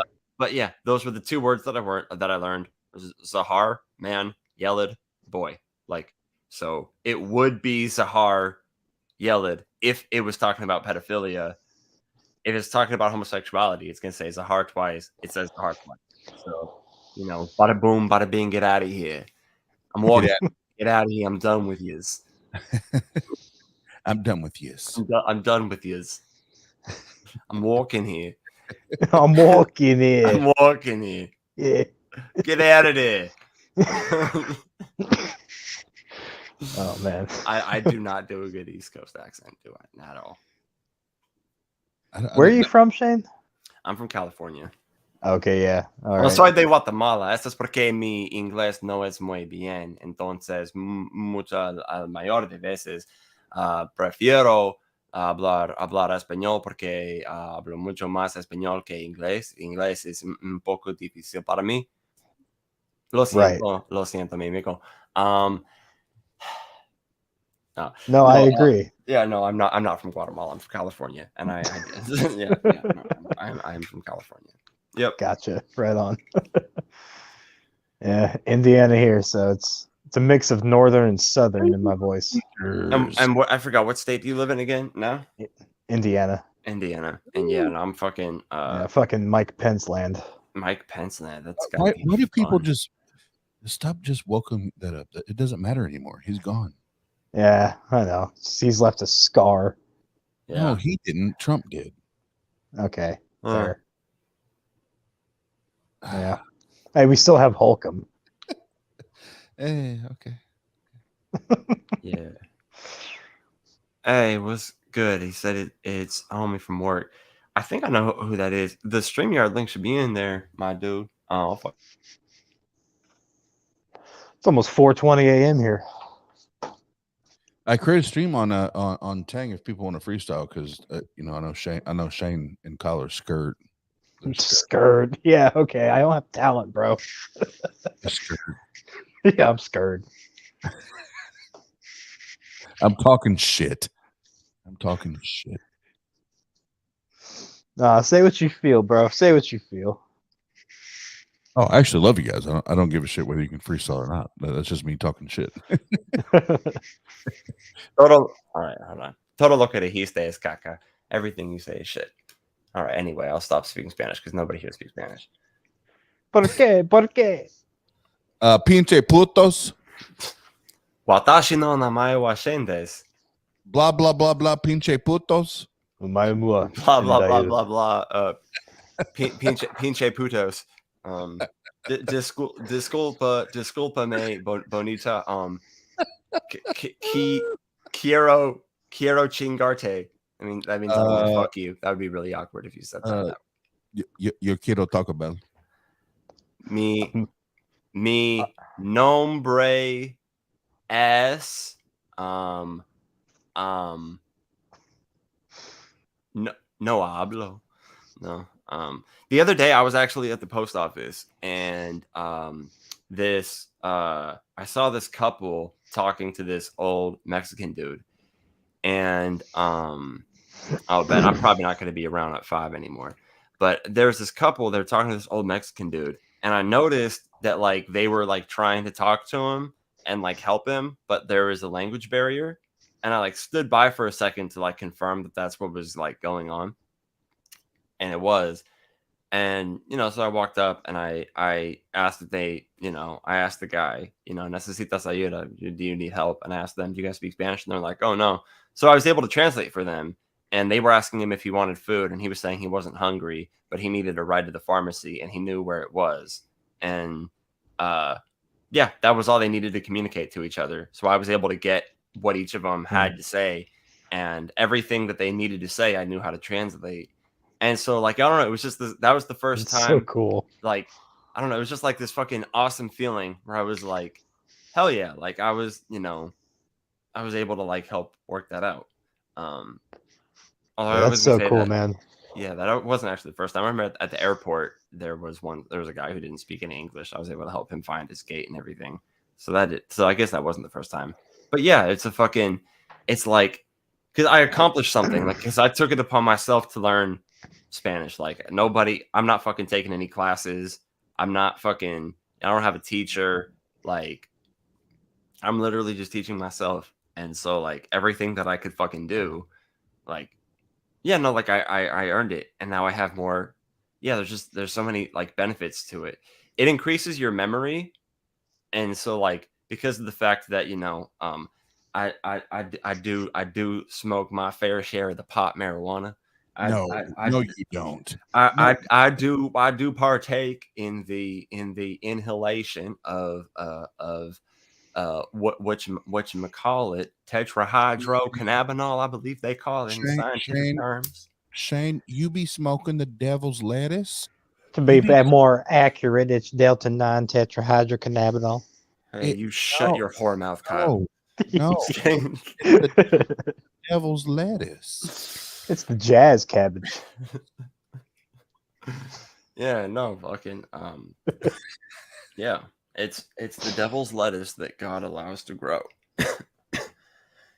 Or no, do the demons grow plants now? I Yeah, didn't the think about green that. demon's got green thumbs. You know what, Shane? It really. Let's be real. Let's be real. No jokes. No jokes. let's be real. It depends upon which translation of the Bible that you subscribe to. Yeah. It is Well- either the milk Yeah. and the honey of the earth, or it is the devil's lettuce, or in the NIV, it is the devil's cabbage. So whichever yeah. you prefer. It depends. Well, that's a point that I fucking try to make to people is like I've talked to Christians that smoke weed, and Christians that are like anti-weed people, and both of them could justify their view by appealing to the Bible, because the Christians that are stoners are going to go to the part of Genesis where God says every herb of the field I give to you, something to that fucking effect, right? Yeah. So it's like why is God giving us this herb and then being like he doesn't want us to have it? Like that's fucking stupid. We have a freaking cannabinoid system. Of course, Right. we're supposed to use it. And so there's that. But then you Shane- have the people who will Shane, say I'm gonna play the apologetic. I'm gonna play the apologetic here, and I'm gonna put my Christian Oz hat on. But the New Testament says to be of sober mind.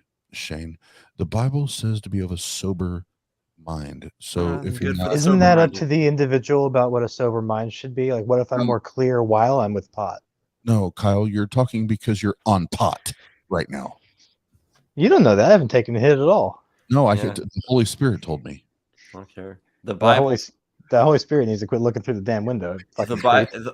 First of all, the Bible talks about me, and I didn't even exist back then. So that's kind of stupid because it's basically lying and saying It's that I gaslighting. existed.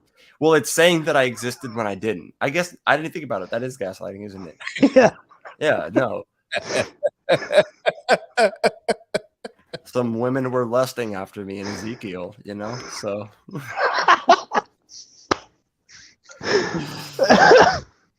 God damn it. It's a fucking good reference too. Yeah, so it's like I wasn't even there, Here it is describing me in detail, and I wasn't even alive. So that's just gaslighting. Oh, baby. Oh, baby. Oh, baby. All right. Yeah, that's the thing. I am gonna take Man. a hit actually. Yeah. See, the Holy Spirit has convicted. The Holy Spirit has convicted. Fumando mota, mi vida será. Hold on. What the fuck is Kyle doing? Are you smoking crack? What are you Yeah, doing? no, he's about to dab. He be dabbing. But What yeah, the to is people who don't dab, it kind of looks like crack smoking. So No, that doesn't look like that is. He's smoking crack right now on screen. yeah, no, I guarantee you that's wax. That ain't no crack. I know what crack looks like. I'm fucking around. I said I know what crack looks like. I'm just kidding. I know.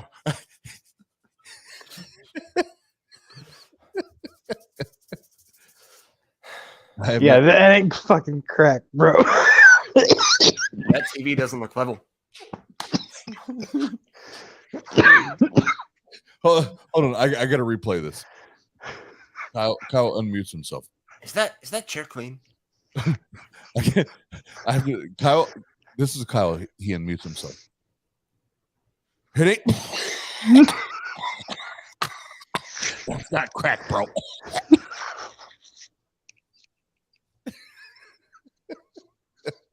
That's exactly what happened.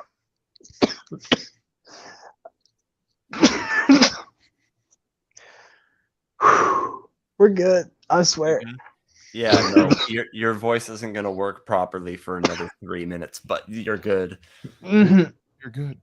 Praise God. That's this the because ammunition. right now your throat's very irritated. I know that fucking feeling. Yeah, wax. I think about the fact that when I was 16, I would take 3 dabs before school every day. Oh my gosh. I heard And you talking about that the other day. Yeah. I literally like I wouldn't do that today. So No. it's just like I used to be of this belief that like basically that weed was omnibenevolent. And there are benefits to weed, but like I used to be one of those, there's no side effects, there's nothing wrong with it, no matter what amount you smoke. It's like that's not true. If you have too many edibles, your body will let you know. Believe Yeah. me, I don't figure that out. I promise. But it's like for years and years and years, I consumed very high amounts of weed and I was perfectly fucking fine. So I was like, what? Everyone else is just a pussy. That's what I thought. Everyone else is just a bitch, So basically. I That's how may I- teenagers think, right? I- Everyone else is just a punk bitch. But now I realized I was like, oh no, I was just used to being super fucked up. Like on. as it now it is very clear that I'm the grandpa in the room. Yeah. All we ever did was smoke blunts. That's all the fuck we ever did. We smoked blunt. Like when y'all talking about dabs and wax, what the fuck are you talking about? Yeah. Oil from the this plant. This is what the fuck. This is what boomers say when they see the wax. That's so drugs. that's drugs. But look, here's what. Okay, so you know wax is a weed concentrate. You know that much. Got Right. it so far. Got it. So here's the thing. Wax, in my experience, it doesn't. Okay, because it's a concentration mostly of THC and not necessarily all the same cannabinoids that are in weed. Let's keep in mind there are multiple different cannabinoids in weed. Cannabinoids would be the part of weed that gets you high, chemically speaking. Anywho, it's a high concentration of it. It gets you more fucked up. In my experience, it doesn't make me it doesn't uplift me as much. So like weed does more, like flower, smoking it does more to like make me feel happy or like feel better. Wax doesn't really like do that for my mood. Wax just makes me feel fucked up. So basically, I just prefer to smoke a shit ton of weed, whether it be joints, blunts, pipes, bong. I got it all up in this bitch. But even though I have this stuff to do wax, I personally I can get it, but it's like it fucks you up a lot. So as someone's never done, I have to ask you because I've in my day I've smoked the weed. I'm trying to understand what you mean by this. So you said that smoking weed does this thing and the wax does this thing. What the fuck does that mean? Well, okay, you see, if you'll allow me for a second. So when you consume flower, you're getting a mix of different components of the weed, like CBNs, CBG, all these different components that add to the overall feeling. Y'all just got smarter. Now I get it. Now y'all just got smarter. Yeah. Here, I'll put it really easy.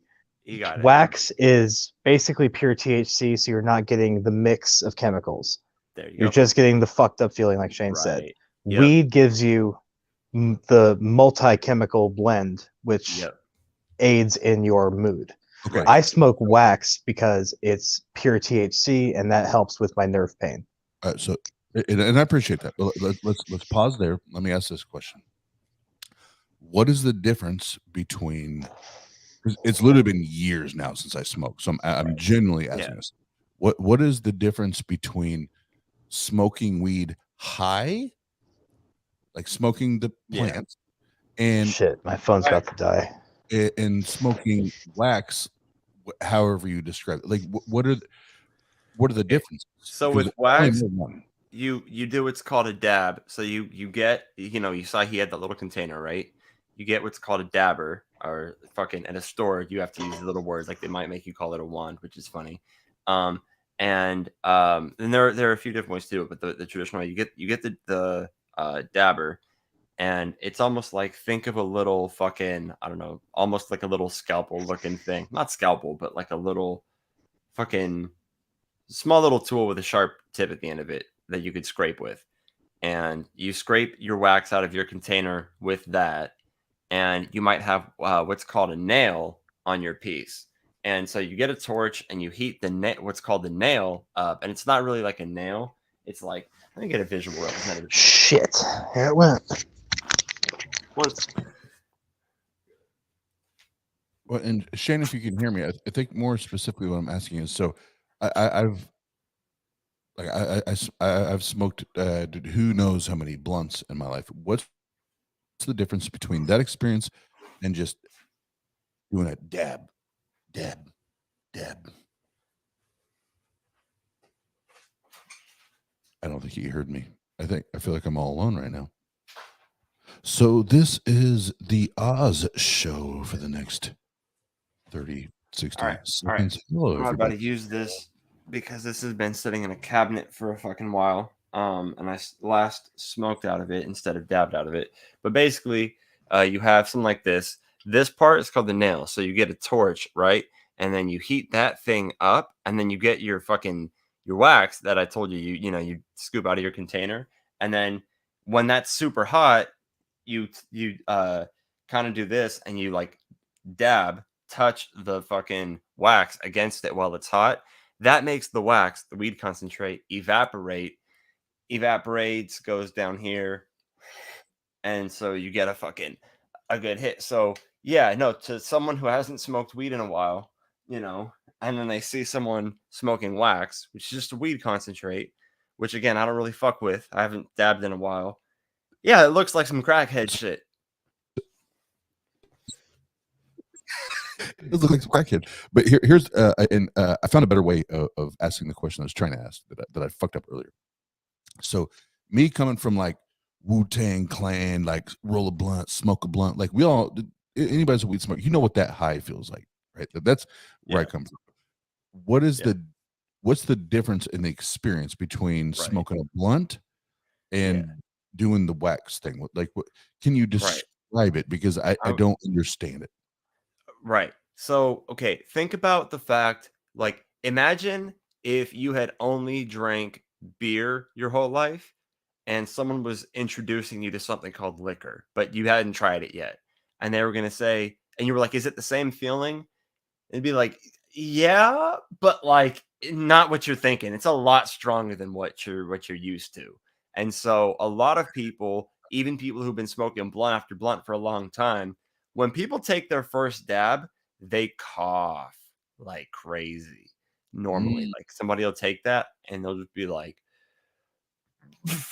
and fucking 2-3 minutes later, they stop and they just look up at you and their eyes are just fucking bloodshot. And this will be somebody that smokes weed every day.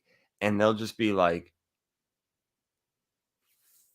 fuck, that is way different. So I would say it feels more like an intoxicating feeling than smoking does. Smoking makes me not feel like, I don't feel like intoxicated is the right word for the feeling. With wax, kind of, intoxicated. And like, does wax make you paranoid? Some people, me no, but it does make me basically like I could function when I smoke weed. Wax gets me stoned enough that I'm not going to be like functioning the same, and I'm going to be like, I could smoke weed, be normal, be fine. Wax though, it's like if I smoke weed and then go to work, it's not going to have any noticeable effect on my work. I still work fast as fuck. But if I have some dabs before work, I'm just going to notice that I'm working slower. Like, oh shit, I'm just being slow right now. And so, okay. Like, so you don't get wax.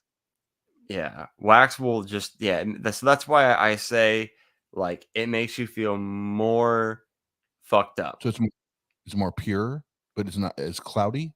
Is that what you're saying? In a sense, yeah. In a sense, it's more pure, but it's not as cloudy. And, obviously you could do both, right? You could dab and smoke, and then you'll fucking like and sometimes we'll just put the wax on top of the bowl and then smoke that, and then the wax gets God in damn, the bro. thing. But the thing is, I've noticed wax when this is one reason, another reason I stopped dabbing. For whatever reason, if I dab anywhere near before I go to bed, I will necessarily wake up in a few hours having not got enough sleep and then still be tired. I don't know what it is. Smoking weed, I can still get I could smoke weed before I go to bed and I can still be perfectly fine with respect to my sleep. But if I dab before I go to bed, for whatever the fuck reason, I don't sleep very long. And also, if I smoke weed before I go to bed, I don't wake up feeling high. If I dab before I go to bed, and this is another thing it took me a while to pick up on when I was dabbing before I went to bed, was when I woke up, I noticed it took me longer to like feel awake. And I was like, wait a minute. Like I've been sitting here for 2 hours and I've had like 3 cups of coffee and I feel like I just got up. And I realized I'm like, okay, because I'm waking up still fucking stoned from the wax. And so basically I came to a point where, as somebody who's been smoking weed for most of my life, I like, and still I smoke a lot of weed, high THC weed. I will say this: I don't see the need to smoke wax. I mean, for me personally, like Kyle said, he had pain. Okay, you're gonna get way more pain relief from wax. So if you're doing it for pain, 100% wax and edibles are gonna do more for your pain than smoking will. But wax and edibles will also both leave you more impaired, I would say. Like, I wouldn't be too worried about most people driving after they smoked, but after they dabbed or had edibles, that's kind of like driving drunk. Like, yeah. Oh, I'll share my last weed smoking because again I'm 41, so I'm way older than anyone on screen right now. But You're 41? God damn. fuck you, Kyle. Fuck. Love you, bro. How dare you come in that moment? I remember when you had your birthday roast with you and T Jump, and you said it was your 40th birthday, and I said, oh wow, my worldview has been debunked. In other words, humans and dinosaurs do live at the same time. Yeah, fuck both of you. Fuck both of you. But Yeah, before I'm a horrible person, but go on. we're all horrible because the Bible says so. Fuck you No, both.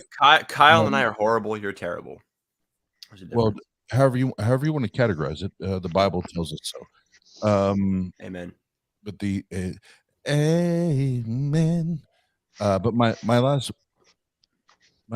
weed smoking session. This is what happened, and this is how it ended, and this is why I've never smoked ever since.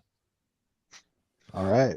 What had happened was, at the time, I've always been a drinker, and one of my homeboys, he was not a drinker; he was a smoker. So it was his birthday, and we met at his crib, and I was like, "Come on, dude! You got to have a drink with me, a couple shots with me, whatever, yada yada." He was like, "All right, bet, Oz. This is what we'll do. I'll drink with you, but you got to smoke with me." I've done that to people. And now, see, the problem be is I'm already way too many drinks in to have agreed to this, but I agreed to it anyway, because fuck it, right? Fuck it. That's my homie. And not only does he roll a blunt, he rolls this blunt that's like, fuck.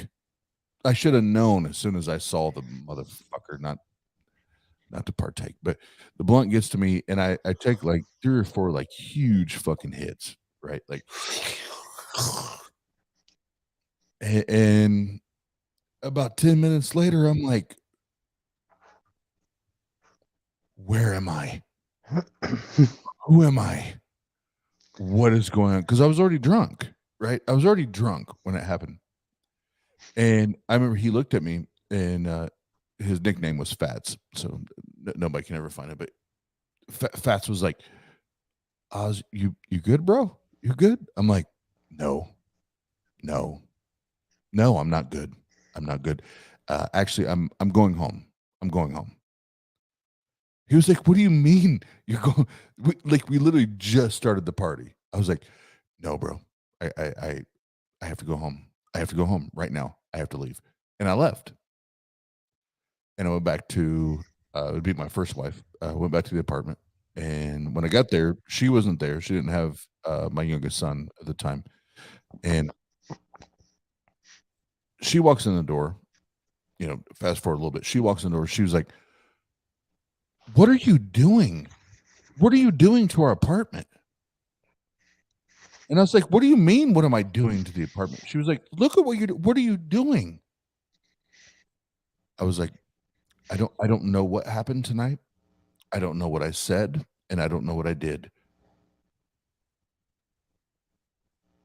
But the FBI is after me, and I have to make sure they don't see me. And I was literally nailing blankets over the windows, like had a hammer and nails and nailing blankets over the windows. And after that, I was like, "Fuck that shit." Good thing the FBI is immune to fucking blankets, right?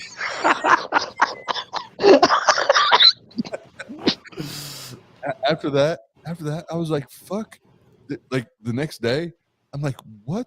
Because I thought it was all bullshit. But then my ex-wife showed me, like, no, I took the blankets down. Here are the nail holes in the wall where you were literally nailing blankets over the windows, thinking people were following you and watching you.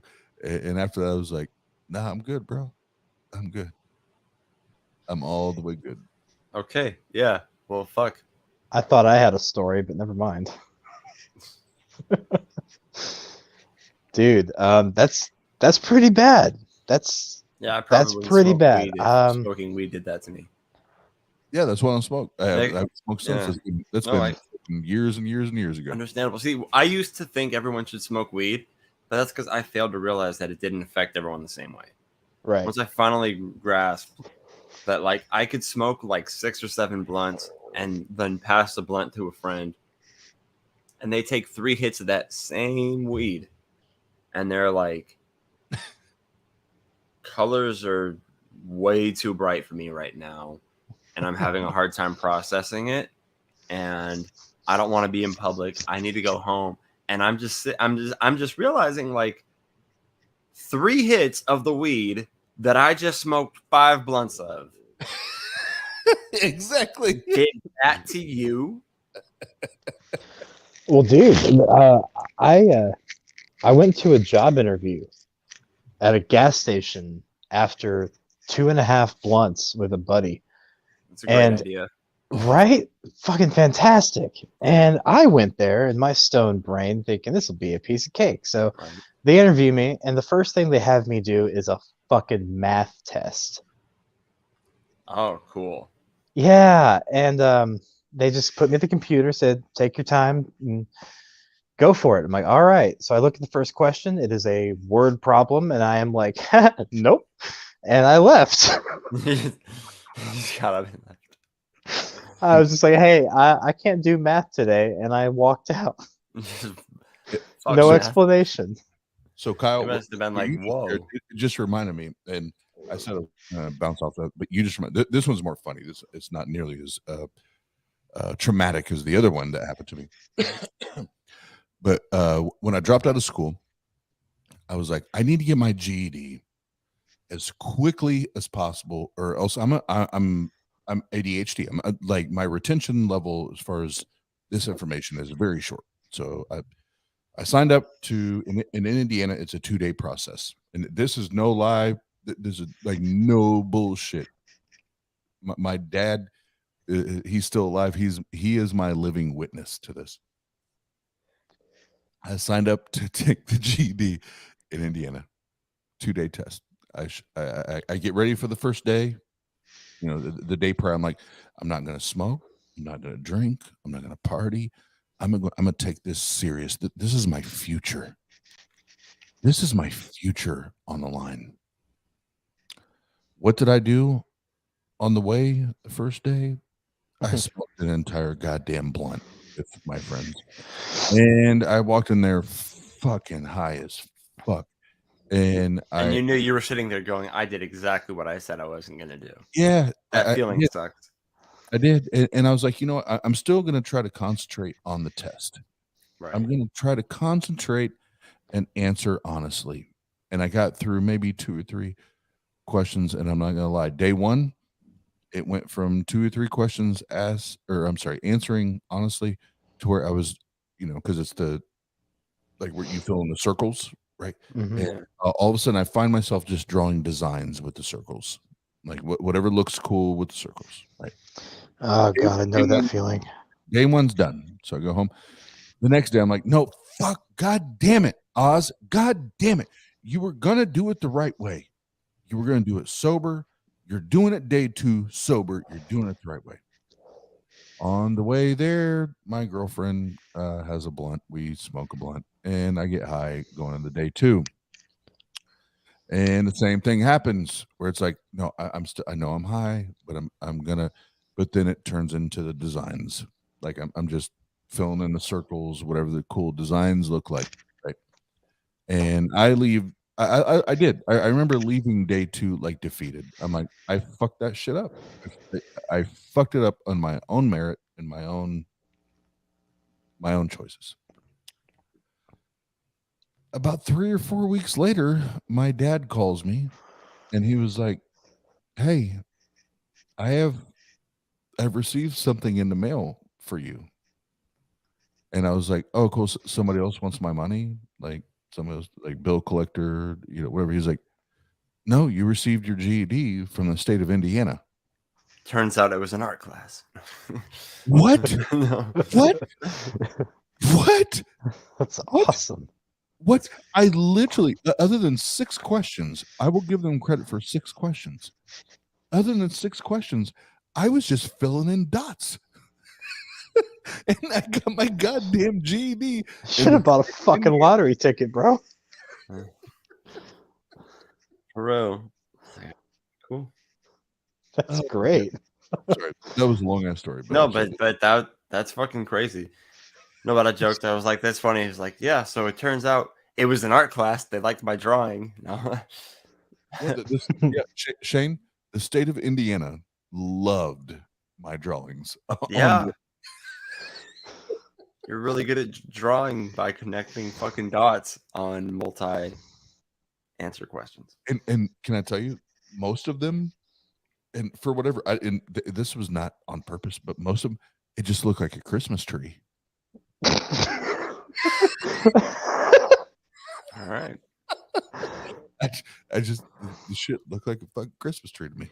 You know what's funny is I think it was Chris Rock. He talked about getting a GED, and he said, "You know what a GED is? GED stands for good enough diploma." Yep. And now every time I hear someone say GED, I literally just hear it as good enough diploma. So it's that's all. Yeah, that's all. And see, I'm showing my age. Yes, that's all I've ever known it as. Is I got a good enough diploma. I'm good enough to get the goddamn diploma. Like, yeah, it's funny because I got kicked out of regular public school for being a delinquent, a bad person, but I had good grades, and so the continuation school was very like, there's just not normally like a lot of overlap between the bad kids and the good grade kids. Like normally they're not the same group. So they were pretty like thrown off that I had good grades and I was a horrible person. And but turns out none of us got our diploma the traditional way. I ended up graduating high school early though. As early? Graduated early. Not a year early, but like half a year early. So I was half a year late. So I'm a year better than you. Just kidding.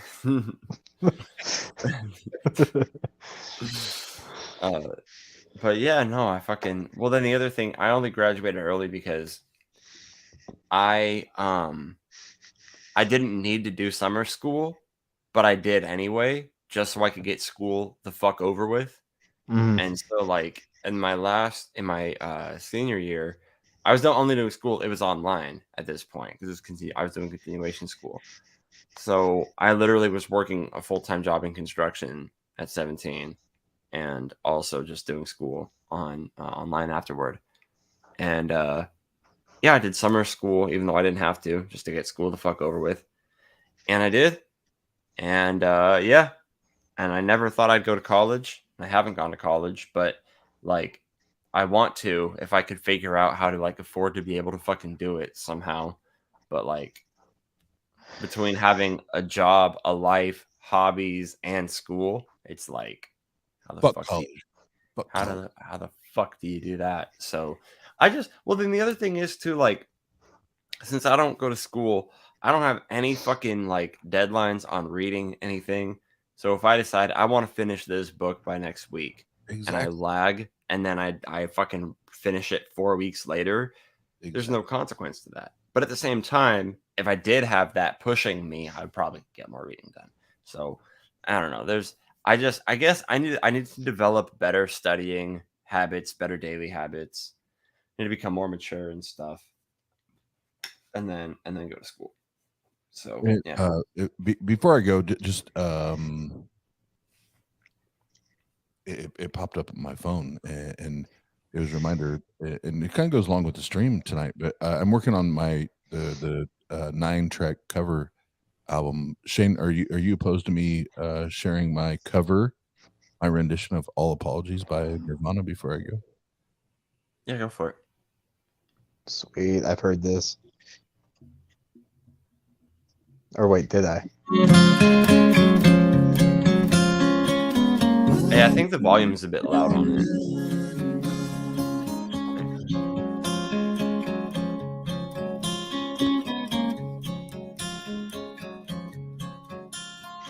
What else should I be?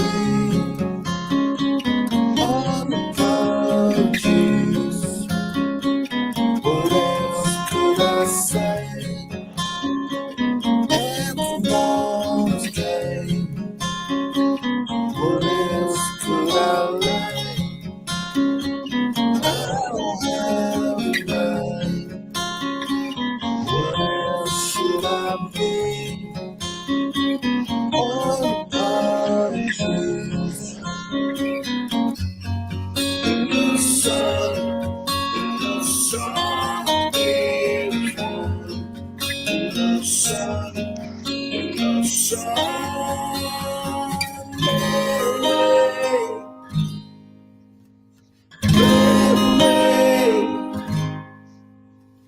I wish I was like you, easily used. Find my nest soul. Everything's my fault. I'll take all that blame. I can see from shame.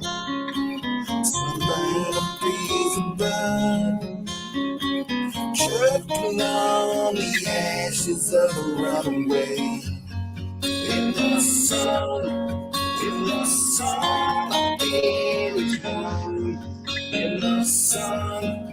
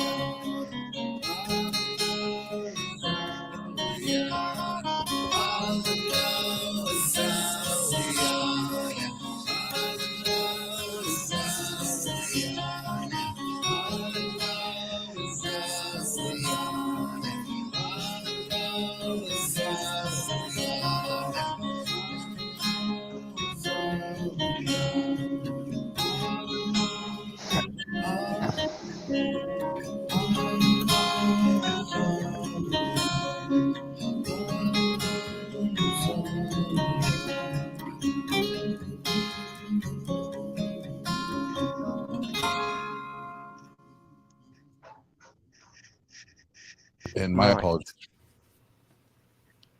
Fucking everything up. That's what I do. My apologies. I liked your cover. Thank you. Gracias. And I don't know anything outside gracias. Shane, Is that- Shane, take it from there. Lo que mi hermano quiero dijiste es que es thank you. Sí, señor. Sí, mi hermano quiere decir eso. Lo siento. Pero no hablo con fluidez. Entonces, a este punto, mi español todavía es no muy malo, pero es no muy bien. Es todavía intermediate, pero es bien suficiente para conversaciones pequeños ¿cómo está aquí? ¿Cómo está aquí? Sounds good to me, man. Anyway, Whatever the fuck he just said, sure. yeah. Careful what you agree to. So be careful. Yeah. Careful what you repeat. No, seriously, I will very regularly. Okay, you know what? Hood Mexicans more than anybody, when they're like testing my Spanish, they'll say something fucking like vulgar to me and be like, "Tell me what I said. Tell me what I said," and I'll be like, "You said suck my asshole." And I'll be like, "That is what I said," and I'm like, "Yeah, it is." We're not just gonna get past the fact that you just said that though, like for them, it's always like, "Oh wow, you did know those words." I'm like, "Yeah, I did. Fuck you." Like, Oh. You should be like, but do you want me to suck your asshole? Do you want me Yeah, to say it back. offer it. It's like, yeah. Do you, I'm not much. would you love it? I'm not gonna. But okay, but what if they take me up on the offer and then they find out I'm fake? Well, no, you just call them out on the bullshit. But I don't. Call me out on my bullshit. Some people like getting their booty hole eaten, bro. Oh, I hear you. I hear you. Say no Somebody more. clip that. No. I hear you. I hear you. But no, I'm gonna because I have food in my belly because I haven't ate in a I feel- minute. yeah, it happens. Yeah. But Shane, I do want to say thank you for platforming and letting me talk my shit about Devil's Night and all the other shit we talked about. But Hell thank yeah, you. man. I appreciate it, man. Thanks for coming by, and I'm glad I was able to provide that opportunity. So hell yeah, man. You stay safe. Hell yeah. Yep. All And right. Kyle, as always, do you, bro? Atheist your way. Love you, bro. Be safe. Gang gang, yo. Tang gang. All right. Fucking finally, he's gone. I'm just playing. No, let's talk about him. Let's talk about him. Yeah, let's talk some shit. Fuck that guy. That Oz is a Terrible individual. I say this knowing he hears me and is cracking up right now. But yeah, exactly. Any whom, yeah, fucking.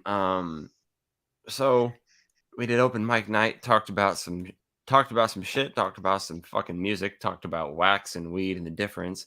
Oz asked some boomery questions about wax, and we explained what wax was to him, and that was fun. Haven't done that in a while. No, I feel like we needed an SR here for that too. Yeah, that was great. I don't fucking know. Well, but you said you're in California, so it's No, I'm from California. I live in Austin, Texas. Oh, right. Okay. Yeah. So it's only 4 where you are? Yep.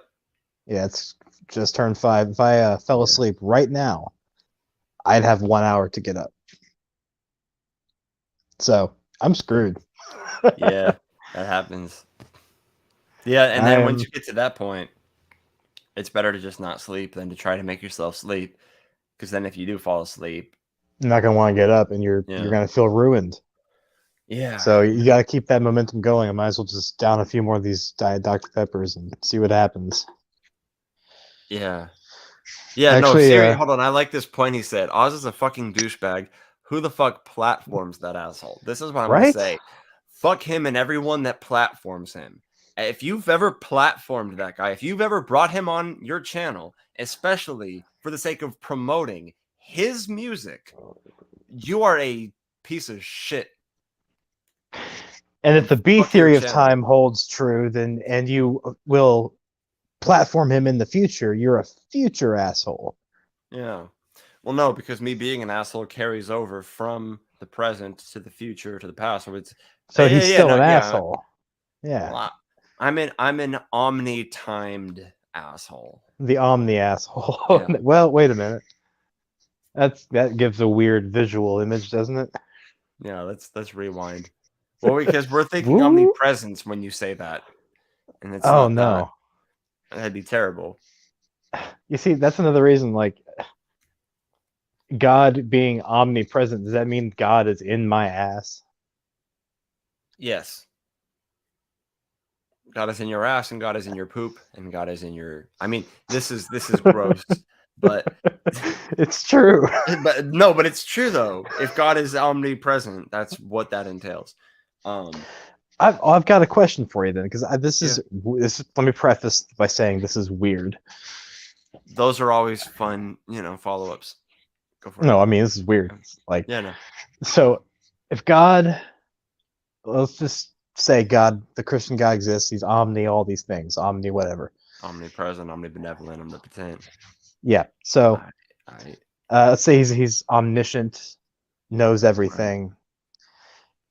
Does God know every experience that a human could go through? yeah. Has to. Let's say, for sake of disgusting argument, does God know the feeling of snorting coke off a clown's boner? Yeah. Absolutely. Doesn't that make God sinful? Yeah, because God would have to exist within every sin, right? Right. Yeah. So like God was in the fucking the fruit that Adam and Eve ate. He was in it, right? Mhm. And I didn't even think about that one. yeah, when people, are doing BDSM stuff, God is in all of the, little tools and toys and fucking, the stuff. Where my freaks at? You know what I'm talking about? God is in the latex. God is in the latex. Yeah, God is in the handcuffs. God is in. God is in the fucking in all of it. The French tickler. Yeah, and God is in the fucking wand, personal massager. God is in it. Fucking God is in the lube. God is in the fucking condoms. God is in everything, right? And doesn't that contradict God being good all the time? Well, so first of all sex between two people is therefore necessarily a threesome when you think about it. Damn it. Every time you fuck, God's involved, right? So if you've ever had sex, you've had a threesome with God. Man, some of those experiences were just really shitty. Well, Needs to put in some more work. But then think about this. Hold on. But then if you hold to a Trinitarian model of God, maybe you're having a whole orgy. But it depends. Because if you believe in the Trinity, is it two of the three beings that God is that's involved in the threesome, or only one of them? Because it can't be all three, because it's not the physical Jesus. And so it would if it's be not one. 5, It would be, if you believe in a Trinitarian model, right, and it's an omnipresent God, I would say one or two of the three parts that make up the Trinitarian God would be involved in your sex. Therefore, it might be a 4-way. Every time you fuck one person, just to be clear. Therefore, if you fuck 3 people, I'm sorry, no, if you have what would normally be a threesome and there's you and 2 other people, then that's really like a 5-way, because then there's also 2 gods involved, unless you believe in the Unitarian model, and then it's really a 4-way. Why fuck 1 being when you can fuck 5? Why fuck 5 beings when you can fuck 9?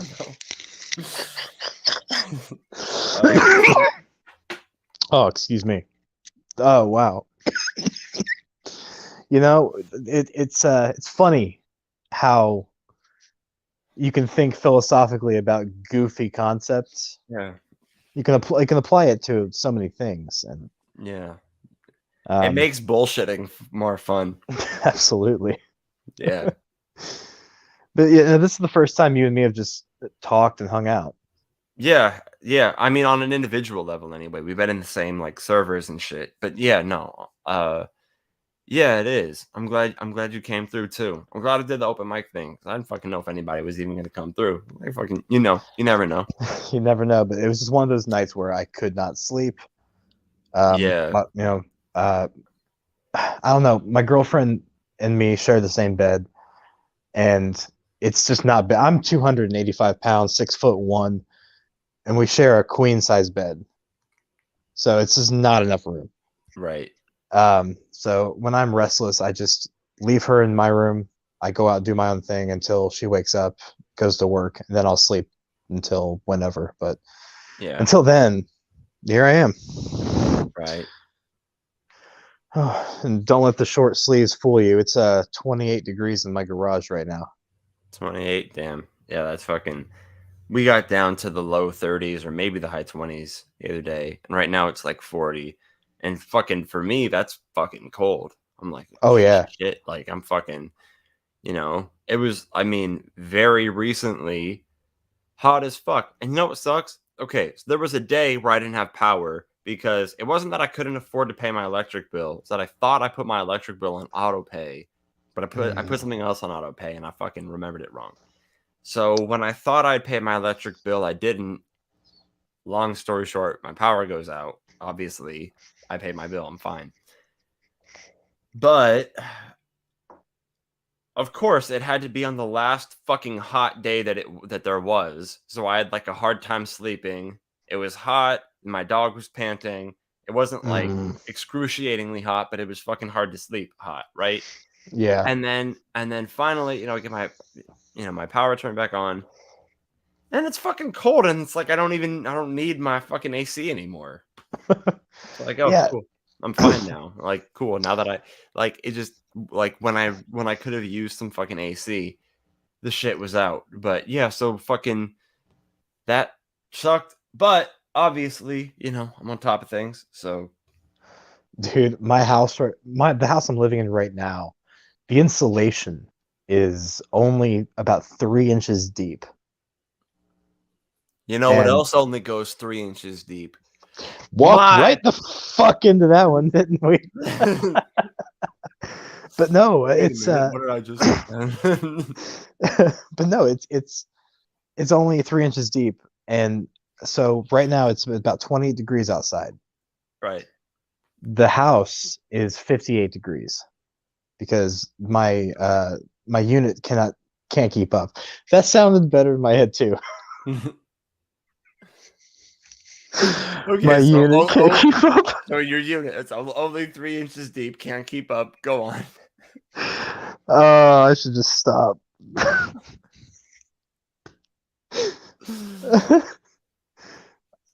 Damn it, I can't even keep serious now. Long story short, oh, whatever, I'm done. No, go. There's got to be one more accidental fucking insinuation that I'm gonna laugh at. Please don't let me miss out on it. I'm not even trying. I know. That's the thing. No, that's the best part. So just go on. Yeah. Choosing my words carefully here. So it's 58 degrees inside. Now, typically for someone my size, like I'm a big guy, I overheat. Like I'm basically a nuclear furnace that generates heat. So I feel perfectly fine out here in 28 degrees or 58 in my house. My girlfriend, she's 4'9" and like 115 pounds. She freezes like instantly. So she's in there right now with literally 8 blankets on her. And you're like, I can't do that. Nope. Yeah. Nope. Too Not a chance. I'll get under one blanket and I'm like, it's a little hot. I think I'll just take it off. Yeah. Were you in Austin back when the ice storm hit? Yep. Oh. How was Fucking- that? Oh, it was fucking annoying. So first of all, it got really bad around my birthday. So on my birthday, I woke up. We didn't have any fucking power, and I woke up, and my girlfriend at the time was on was on the phone with my mom, and my mom was like, I'm gonna come by and pick you guys up." And it was like fucking 35 degrees in my house or something. So we weren't gonna argue with that because my mom had power over there. She lives over further in the country, so like she wasn't affected by the power outage. She had power. I was like, fucking. So yeah, I go over there, and at the time I was already like I just fucking I ended up coming back here before my power got turned back on because I needed to go to work. Mhm. And there was one day where I wasn't even scheduled, but no one was able to get to the store because the roads were fucking covered in ice and were really dangerous, right? Yeah. So I walked to the store and worked anyway, just so there was like food on the shelves. And it wasn't volunteer work because I clocked in, right? So it's not like I did volunteer work in doing so, but I felt good to be like a useful part of society that like because I decided to go in, there was food on the shelves for people. Like it kind of gave me some purpose, you know what I mean? Yeah. And Definitely. but I fucking yeah, the first day it was like, "Oh cool, it's snowing." But then the thing was a day or two after it snowed a lot, it rained. And then you know how that goes. Fucking the water gets in the snow and then it freezes and now it fucking sucks, right? Like it's not a Yeah. good texture anymore. You're fucking it's slush everywhere. It looks gross. And so yeah, no, I was here for it. It sucked. It was awful. 0 out of 10. Wouldn't recommend. I wouldn't. Yeah. Wouldn't recommend snowstorms, ice storm. They suck. Yeah. Me and a couple of buddies were like, um, did you know Jenna Belk? I did. Okay. We were given them advice like light several candles in one room and keep the door shut, like put blankets up on the walls to like help insulate. Mm-hmm. R and Raw, he was down there saying like his Jeep couldn't even get anywhere. Just it, Yeah. and the thing is, they're predicting that the way different patterns are right now in the polar vortex, it may dip down again and bring us all that Arctic air come December. And they're worried because the way I think it was the Gulf Stream is like bringing warm air up, Yeah. and the cold air is coming down. It's going to converge right over Indiana, and See, I we're fucking regret I don't have an apartment with a fucking fireplace. If you got a fireplace, a fucking power out isn't going to keep you from heat necessarily, as long as you have a source of firewood and you fucking yes, keep warm. And that's fucking like that's why like taking into consideration when you pick a place, like if you pick a place with a fireplace, that's a whole fucking thing that a lot of people aren't taking into account. Is if there's a fucking huge power outage and everyone's cold, now you have something to keep you warm. a great thing I like to recommend people, especially if you live in the South and you don't necessarily have winter clothing that we'd have up in the North. There are these little indoor fire pits that you can buy. They're about that big. It uses a very clean burning fuel that doesn't give off any toxic emissions. And it can heat a few hundred square feet within a few minutes. What's it called? I'm gonna have to look that up again. Okay. Yeah, because I might fucking need one of those. I live in Texas. I can't trust our power grid after last time. No, not at all. Not at all. We're fucking fucking. I'm a pull a Ted Cruz and dip out of this bitch. Yeah, that was shady as shit, wasn't it? I'm going to Cancun. Yeah, it's for my daughters. I'll go to Cancun and get someone pregnant, and that'll be my excuse. I'll have daughters. Wait, I don't have to do that. Never mind. Oh That was man. uncalled for. I don't need to go reproduce right now. Nah, kids aren't on the table right now for my girlfriend and I. We're she has a condition called spina bifida, Okay. and she walks with forearm crutches. So, and she's like I said, she's 4'9". She's a real small girl. It could be dangerous for her to Yeah. have children. Yeah. So we're not doing that. If we ever want kids, we will adopt. Yeah, and the world needs more people who decide to do that. So Yeah, and my there are a genes lot of- suck. You know, I'm yeah. diabetic, autistic, bipolar, ADHD. The diabetes is the worst part Yeah. for me, honestly. Like the mental shit, I'm really starting to learn how to cope. Right. Well, But as long as you decide, like, for whether it's a genetic basis or it's something that's like, you know, your situation with your partner, like whatever you go through, it's also the fact that like is a fucking system full of kids that don't have anyone to effectively take care of them, and Absolutely. you know, like if that's less people to end up in the system and potentially be more likely to end up being homeless, let alone abused in the system as kids, right? And then all kinds of other problems that come with that. And it's like, you know, I have cousins who were adopted, and because of the fact that there are people who, you know, end up adopting kids, they were able to have, you know, a good home and upbringing. So I've most of my life leaned toward, I've figured probably I don't want to have kids. Now I think I probably do, but not soon. Like I want my 20s to be for me, want to be more, you know, want to travel more, you know. But then, and it's not that I've ruled out adopting, but yeah, not like I am not opposed to having a family one day, like in a traditional family kind of sense, because there are different types of families. Keep that in mind. But yeah, but I don't want to do that anytime soon because it's like, I mean, I'm just young and I know fucking people who end up having kids. Like I know a lot of people that are my age that are parents. Same. And not to say they're bad parents, but most of the time I see them and I'm like, this is why I want to be older first. Like I want to be more wise, you know. Like I want my kids to have a wiser dad if I have kids. Yeah, I'm still then, discovering myself. Right, exactly. And then, well, there's also the fact that the world is like going to shit, right? The world's going to shit, and it's like, do you really want to subject more beings to being? You know, like.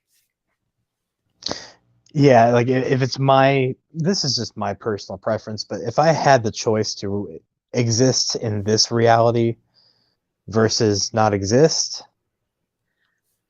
I mean, I've got a lot of great things. I'm thankful for. I'm grateful for. It's not what I'm saying, but overall, knowing what I know now, I don't think I'd choose to.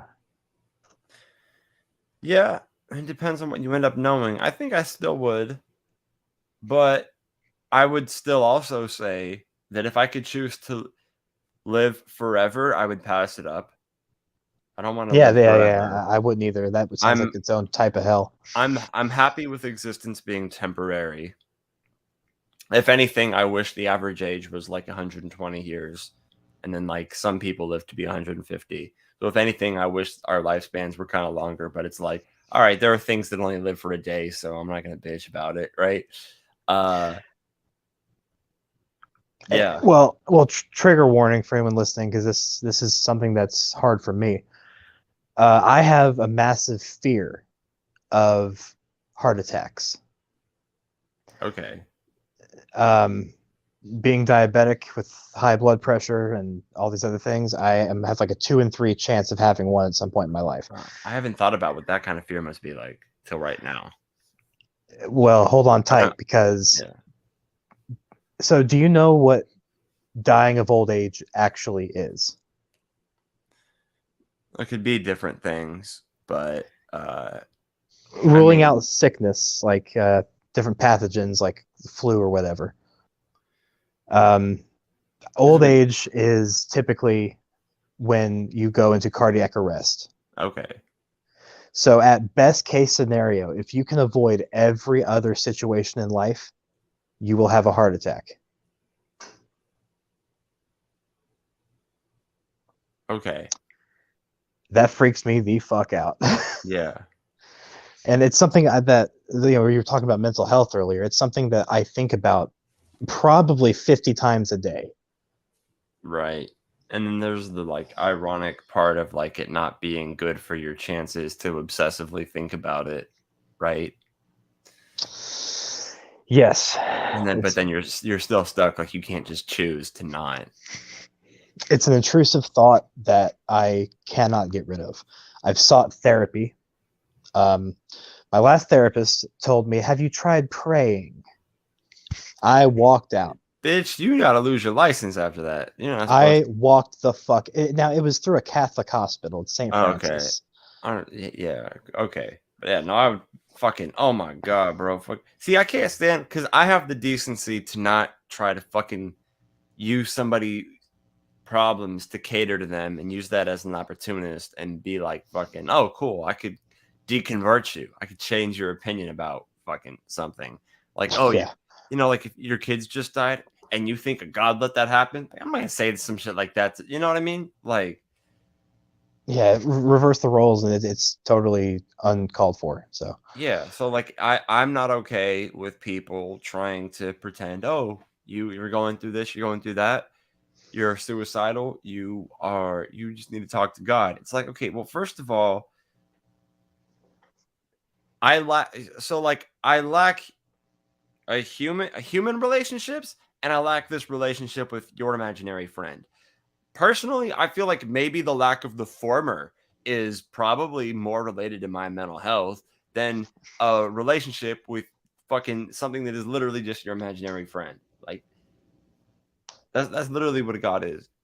Like just being blunt. Like we can talk about the like, oh, here's all the theological implications of the universe. Blah, blah, blah, blah, blah. People have written all fucking types of academic papers that are bullshit to justify their imaginary friends. That's what it is at the end of the day.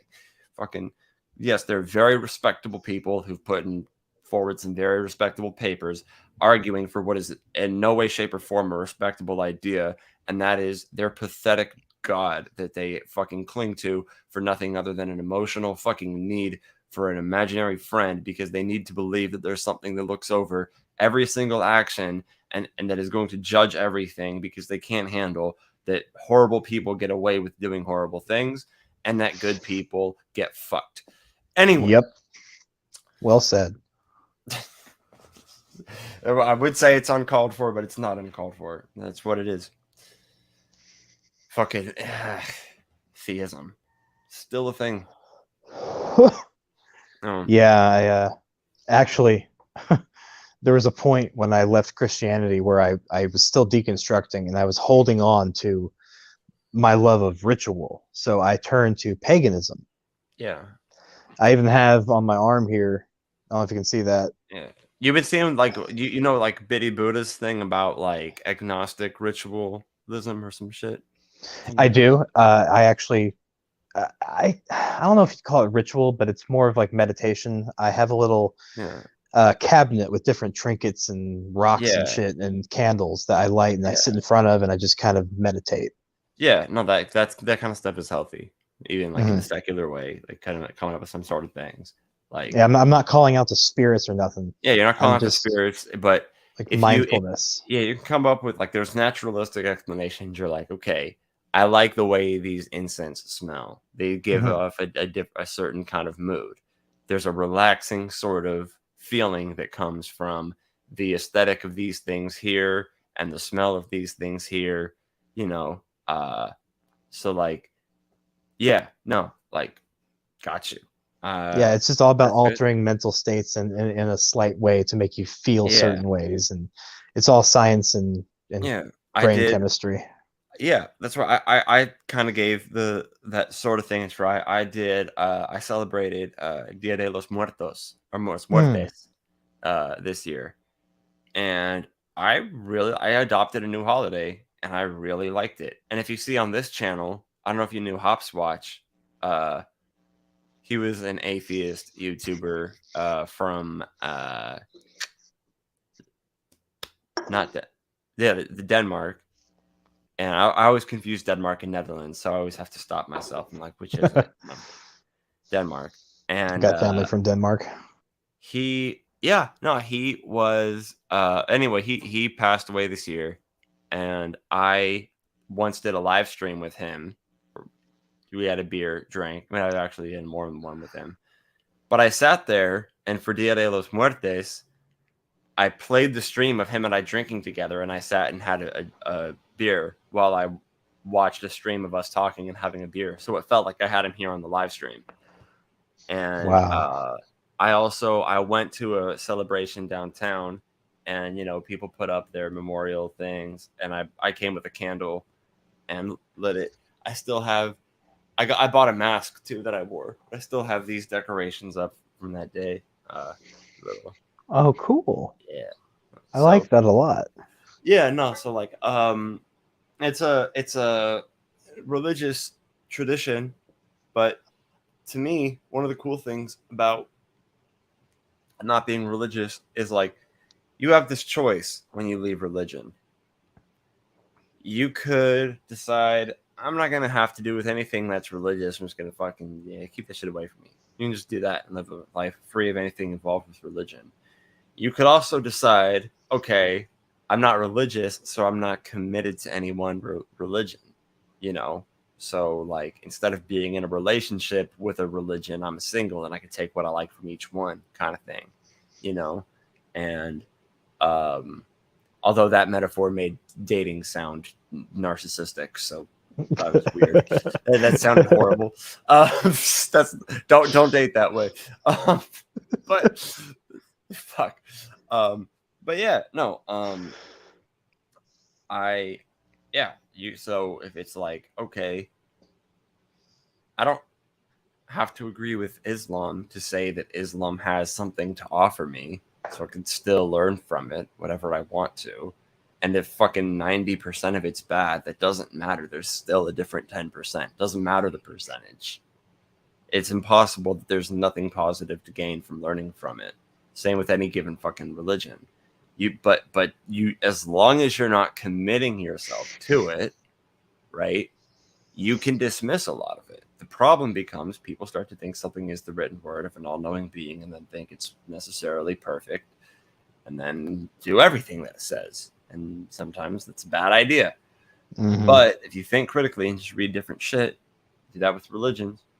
There is fucking take what you will from each one. Fucking, Yeah, I have a friend who identifies as an omniist. Somebody Okay. who believes that there's truth in all religion, and you have to pick and choose and find it. He's got a very interesting view. I don't agree with it, Right. but because a lot of religions have, things that Contradictory contradict each things. other, right? Because like, you have some religions that say there's multiple gods, and then some religions that say that there's one God, and then it's like obviously those can't both be true. right. But then, somebody could say, oh no, but each religion has like one true belief at least per religion. I mean, that's a more reasonable thing, is like if every religion, consists of a set of beliefs, and the idea is amongst all these different set of beliefs, each set of beliefs contains at least one true belief. It's like, yeah, I don't have a problem with that. But yeah, evidently religion has a tendency to lead people to believing in a lot of dumb, stupid bullshit. It's harmful for the world, but My TikTok right now is full of it, man. yeah. There's all this science denial going on about NASA, and my channel originally. First of all, they have to Photoshop their pictures, and did you know that their camera, the lens is actually curved? I just want to kill The myself. lens of the camera is curved, and that's why the picture comes out as Earth being round. That's the argument. That's the fucking argument. The lens is curved. It's a fisheye lens. I normally, I don't know why I always go with this argument, but like if you have a fucking Earth, right? and it's flat, right? It wouldn't. I know they wouldn't think it has corners. They would think it was round. So let's just say you had a surface. You know, here we go. If this is the fucking Earth, right? Okay, right here. Yeah. You have a light shining on this thing from this angle, right? Mm-hmm. This whole thing is going to be bright at the same time. Yep. Right? If you have a fucking globe, you'll easily make sense of it being dark on one side, needing a moon to reflect light off the other, which would make sense if the light was coming from over here. It would then it being all lit up at the same time. But fuck me, what do I know? Earth is flat. No. And Oh, well, I want to say attack ideas and not people, but when it comes to Nazis and flat earthers, it's which hard. often coincide. Yeah, and then that's the other thing is Nazis. Because the Nazis from like World War II had a lot of like well-educated intellectuals, and obviously I'm not complimenting them, just like it doesn't do us any good to deny that they had influentially. I mean, Werner von Braun was a rocket scientist that NASA took in, and some people, well, I'm sorry, not some people, the people who are far right-leaning that are like Nazi-leaning people, Nazi sympathizers, those type of fucking people, they want to make like Nazis or like far right people out to be like these geniuses, and that's why these fucking people like Nazis, white supremacists, they very often use the term red pill, Matrix reference. I was red pilled. Then this woke me up. Now I fucking see things the way they are. And they're always so fucking stupid. Like I traded some white supremacist like chat groups, and I was like hoping to have some like intellectual battle. You know what I mean? Like I was like, okay, you know what? I'm not the fucking like, this is where I could do my fighting. I'm gonna find their ideas and I'm gonna fucking like debate them logically, argue with them. And I understand. Like I'm just gonna make their cognitive dissonance come to light, right? Mm-hmm. But there's nothing even intelligent enough to do that with. Nope. You don't understand how stupid these fucking people are. Like, you're fucking modern day Nazis, white supremacists, far right.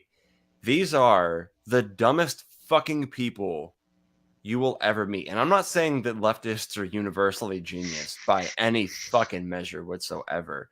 But my God, these fucking like neo-Nazis are like one of the best ways I could summarize them is insisting somebody speak one language and then barely being able to speak that language. Something to that effect. Okay. Anyway, here I am.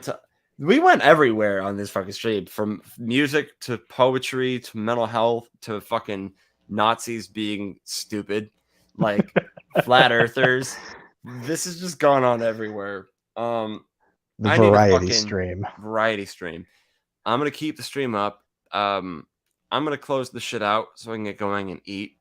Right on. And I actually have a few minutes before my girlfriend wakes up anyway.